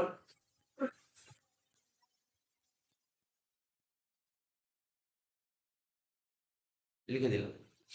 এর সাথে কি করবো দেখি, অ্যাডজাস্টমেন্ট করবো। এর সাথে কি করবো, অ্যাডজাস্টমেন্ট করবো। দেখ ই নম্বর পয়েন্টটা কি বলেছে, দেখ তুই এ করে ফেললি, বি করে ফেললি, টির এই পার্টটা করলি, বক্সটা করলি। ইতে কি বলেছে, বলেছে নন ট্রেডিং ইনকাম, আগের একটা অঙ্ক ছিল মনে পড়ছে, non trading income is included in the profit of each of the above year. কি বলে দিল লাইনের মানে, প্রতিটা বছরই নন ট্রেডিং ইনকাম আছে। তাহলে কি করবি, প্রতি বছর থেকে মাইনাস করবো, একই না, প্রতি বছর থেকে নন ট্রেডিং ইনকাম 10,000 টাকা মাইনাস করবো। এখন মন দিয়ে শুনবি, এখন মাইনাস করলে হবে না কিন্তু। দেখ 10,000 টাকা যে নন ট্রেডিং ইনকাম দিয়েছে না, এই যে 10,000 টাকা নন ট্রেডিং ইনকাম, আমার প্রশ্ন হলো এই 10,000 টাকা কি ধরবো, বিফোর ট্যাক্স না আফটার ট্যাক্স? আচ্ছা তুই যেহেতু বলবি যে স্যার এখানে তো উপরে আফটার ট্যাক্স দিয়েছে, তাহলে আমি এটাকে আফটার ট্যাক্স ধরে ধরতেই পারিস, কোনো সমস্যা, ধরতে পারিস, কোনো সমস্যা নেই, কিন্তু লাস্টে নোট দিয়ে দিবি না, সুবিধা হবে। আমি এটাকে অ্যাজিউম করলাম এটা আফটার ট্যাক্স, ঠিক আছে। যেহেতু কোশ্চেন লেখা নেই, তুই বিফোর আফটার যে কোনো কিছু ধরতে পারিস। কোশ্চেন যেহেতু লেখা নেই, তুই বিফোরও ধরতে পারিস, আফটারও ধরতে পারিস, বারবার বলছি, বিফোরও ধরতে পারিস, তুই আফটারও ধরতে পারিস, কিন্তু যেটাই ধরবি তুই প্রপার নোট দিবি, যে তুই বিফোর ধরলে it is assume before tax, it is assume after tax. তুই আফটার ট্যাক্স কেন ধরলি, যেহেতু অঙ্কে প্রফিট আফটার ট্যাক্স দিয়ে, তাই এটাকে আফটার। কি বললাম বোঝা গেল তো? মনে রাখবি, সমস্যা তখনই হবে এখানে প্যাড দিয়েছে, এখানে যদি পরিষ্কার লিখে দেয় বিফোর ট্যাক্স, সমস্যা তখন হবে। ঠিক আছে তো, ওইগুলো দেখে রাখতে হবে। তো দেখ, যাই হোক নন ট্রেডিং ইনকাম লেখ, লেস দিয়ে লেখ নন ট্রেডিং ইনকাম।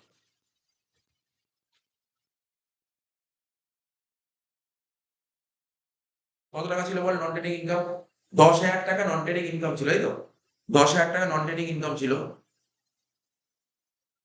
আমার মতে বলে এটা, আমি বলি ভালো কথা বলি, এটাকে না বিফোর ট্যাক্সই ধর, বিফোর ট্যাক্সই ধর, নন ট্রেডিং ইনকাম বিফোর ট্যাক্সই ধর। কারণ এখানে তুই অন্য কোথাও ইনভেস্ট করেছিস, সেখান থেকে ইনকাম হয়েছে 10,000 টাকা, আফটার ট্যাক্স ধরার দরকার নেই, এটা বিফোর ট্যাক্সই ধর। এটা বেটার হবে, বিফোর, এটা কি অ্যাজাম্পশন করা বেটার, বিফোর ট্যাক্স অ্যাজাম্পশন করাটাই better. Generally non trading income ট্যাক্সই ধরেছে, নন ট্রেডিং ইনকাম বিফোর ট্যাক্সই ধরবে। 10,000 টাকা ছিল তাই তো, তুই দেখিও তুই, তাহলে সুবিধা হয়ে যাবে। তাহলে নন ট্রেডিং ইনকাম কত ছিল বল, 10,000 টাকা ছিল ইনকাম। তুই যদি এটাকে আফটার ট্যাক্স ধরিস, সব কটা করে 10,000 টাকা দিবে, তবে এটা কি ধরবি, বিফোর ট্যাক্স ধরলাম। 10,000 টাকা তুই ইনকাম করলি, সরকার তোর থেকে ট্যাক্স কাটবে কত পার্সেন্ট, কত পার্সেন্ট ট্যাক্স কাটবে বলেছে কোশ্চেন পর, ওই বক্স করে দিয়েছে, তার উপরে লিখে দিয়ে ট্যাক্স 25%। তাহলে 10,000 থেকে যদি 25% কাটে, তাহলে কি হবে, 10,000 মাইনাস 25%, 7,500 ট্যাক্স, তাই তো? কত সব কটা করে 7,500 টাকা মাইনাস,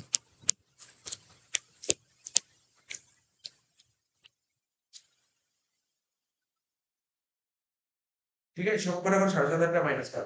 দেখ আমি মানে মানে কোনো ব্যাপার না, এখানে তুই বিফোর আফটার যে কোনো ধরতে পারিস, কিন্তু ম্যাক্সিমাম যে সমস্ত বই যে অ্যান্সার গুলো করেছে না নন ট্রেডিং ইনকামটা, ওরা বিফোর ট্যাক্স ধরেই করেছে। ঠিক আছে, তুই যদি বই কি করুক না করুক, তুই যদি দুটোকেই আফটার ট্যাক্স ধরিস, কোনো সমস্যা নেই, অ্যান্সার মিলে যাবে। কিন্তু যাই ধরবি, প্রপার নোট দিবি, প্রপার নোট দিতে হবে, নোট দিলে নাম্বার কাটবে, এটা মাথায় রাখবে, নোটটা দিতে হবে। এই বিশেষ করে দুটো পয়েন্টে, নন ট্রেডিং ইনকাম আর ডিবেঞ্চার ইন্টারেস্ট, তুই কি ধরছিস তার নোট দিবি, ঠিক আছে। আর আলাদা করে নিচে লিখতে না পারলেও, এই জায়গায় নন ট্রেডিং ইনকাম লিখেছিস না, ব্যাকেটে লিখে এখানে অ্যাজিউম আফটার ট্যাক্স, ঠিক আছে, অ্যাজিউম আফটার ট্যাক্স এরকম লিখে দিবি, আফটার ট্যাক্স বা বিফোর ট্যাক্স। আর কি ছিল বল, ইন্টারেস্ট অন ডিবেঞ্চার ছিল তো, দেখ এই দেখ, বলছে কি and debenture interest, debenture interest কি ছিল দেখ, ডিবেঞ্চার ইন্টারেস্ট 30,000 টাকা ছিল 19 সালে, আর 20 সালে 20,000, 19 সালে 30,000 আর 20 সালে 20,000। তাহলে ডিবেঞ্চার ইন্টারেস্ট কি করতে হয়, আগের অঙ্কে করেছি, যোগ করতে হয়, ডিবেঞ্চার ইন্টারেস্ট যোগ করো, ঠিক আছে। এটাকে কি ধরবো, ওই একই কথা, বিফোর না আফটার ধরবো, ঠিক আছে। তো বিফোর ধরবো না আফটার ধরবো, এটা ঠিক করে দিতে হবে। এটাকে যদি এটাকে আফটার ধরি, যদি আফটার ধরি তাহলে কি হবে, বিফোর তাহলে কি হবে, আফটারই ধরছি, আফটারই ধরছি। হ্যাঁ বিফোর ট্যাক্স ধরেছি বলে 20% বাদ দিচ্ছি। আচ্ছা ডিবেঞ্চার ইন্টারেস্ট, ডিবেঞ্চার ইন্টারেস্ট কত কত বলেছিল বল প্রথম বছর, 30,000 টাকা তাই তো, প্রথম বছর 30,000 টাকা দিয়েছিল, আমি বিফোর ট্যাক্স ধরছি, তাহলে 25% বাদ দেবো, তাহলে কত হবে, 30,000 25% করলে 22,500। তারপর একটা কত ছিল 20,000 টাকা। 20,000 টাকা থেকে 25% বাদ দেবো, মানে 15,000 টাকা। কি বললাম বুঝতে পারছিস? এখানে কিন্তু মানে এখানে এই চ্যাপ্টারে কিন্তু এই একটা কনফিউজিং বিফোর ট্যাক্স আর আফটার ট্যাক্স, এটাই বিশাল কনফিউজিং, কোনটাকে বিফোর ট্যাক্স কোনটাকে আফটার ট্যাক্স। যাই করবি কোশ্চেনে লিখে দেয়, এখানে কোনো সমস্যা নেই, লিখে দিলে সমস্যা নেই, যেখানে লিখে দেবে না সেক্ষেত্রে তোকে অ্যাজাম্পশন করে নিতে হবে। ঠিক আছে, সেখানে তোকে অ্যাজাম্পশন করে নিতে হবে বিফোর ট্যাক্স ধরবি না আফটার ট্যাক্স ধরবি, ঠিক আছে, বিফোর ট্যাক্স ধরবি না আফটার ট্যাক্স ধরবি।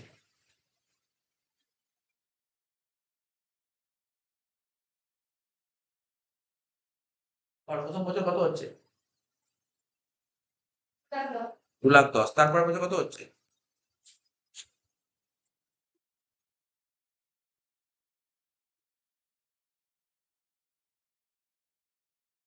তারপরের বছর কত হচ্ছে? ওটা তোমারই হবে 2,00,000।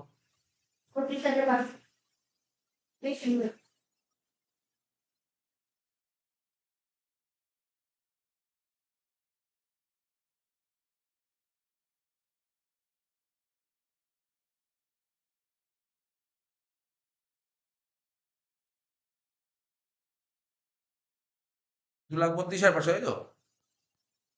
এটাকে কি বলে? এটাকে বলে অ্যাডজাস্টেড প্রফিট। কিন্তু আগের অঙ্কগুলো কপি, হ্যাঁ বল।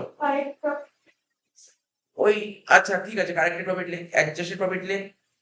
যেহেতু আগের অঙ্কে কারেক্টেড লিখেছিলাম বললি কারেক্টেড লিখবো, ঠিক একই ব্যাপার লিখ কারেক্টেড প্রফিট।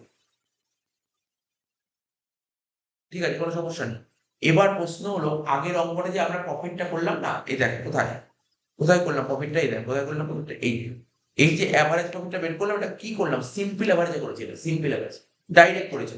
এবার ওয়েটেড করেছে, তাহলে কি লিখবি এখানে? নিচে লিখবি ওয়েটেড অ্যাভারেজ প্রফিট।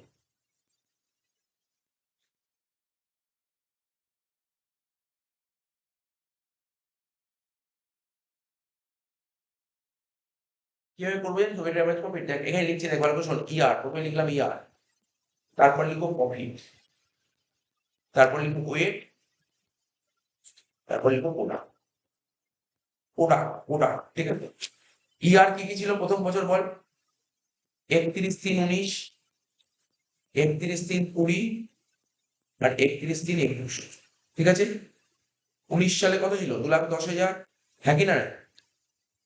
তারপর 2,32,500, 2,32,500, ঠিক আছে, ঠিক আছে। লেখ টাকা করে লেখ, প্রফিটের টাকা করে লেখ।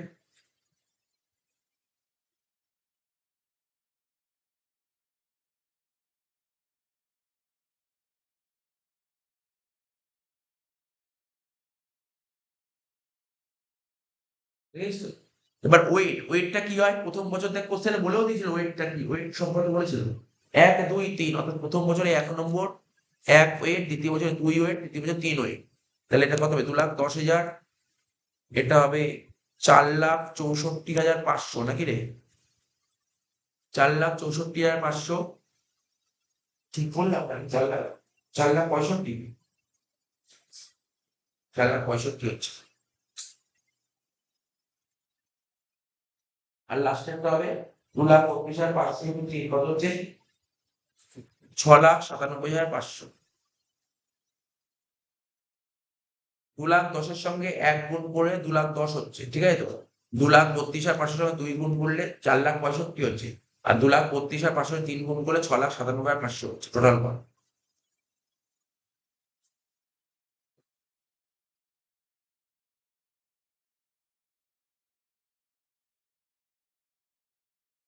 তেরো লাখ 72,500 টোটাল, ঠিক আছে। আর ওয়েটের টোটাল কত হচ্ছে? 3,3,6,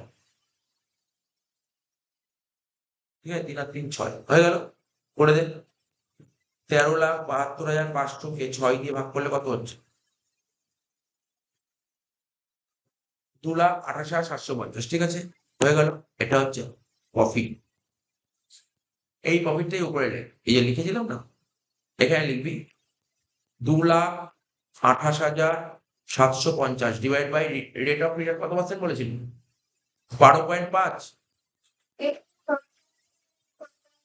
ওটা প্রফিট আফটার ট্যাক্স কেন করবো না? দেখ, শুধু আফটার ট্যাক্স দিয়ে কাজ করছি, তো আফটার ট্যাক্স ছিল, প্রথমেই তো আফটার ট্যাক্স বলেছিল, দেখ প্রথমেই তো আফটার ট্যাক্স বলেছিল, প্রথমেই তো আফটার ট্যাক্স বলে দিয়েছি। না আপনি বলেছিলেন তো। না না, আমি কি বলেছিলাম, আগেরটা পিবিটি লেখা ছিল, আগেরটা পিবিটি লেখা ছিল, আগের কোশ্চেনটা কি ছিল, কোশ্চেনে প্রথমে পিবিটি করে দিয়েছিল, তো আমরা পুরো পিবিটি করেছিলাম, তাই জন্য আফটার ট্যাক্স করার জন্য লাস্ট থেকে ট্যাক্স বাদ দিতে হচ্ছিল। আর এই অঙ্কটা প্রথমেই প্যাট বলে দিয়েছে, এই জন্য আর করতে হয় না।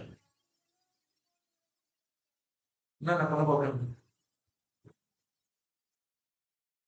আর না হলে হয়তো বলছি, তোর যদি ডাউট থাকে এই নন ট্রেডিং ইনকাম আর ইন্টারন্যাশনাল ডিবেঞ্চার, যেহেতু কোশ্চেন আফটার বলে তুই সব আগে আপনার করুন।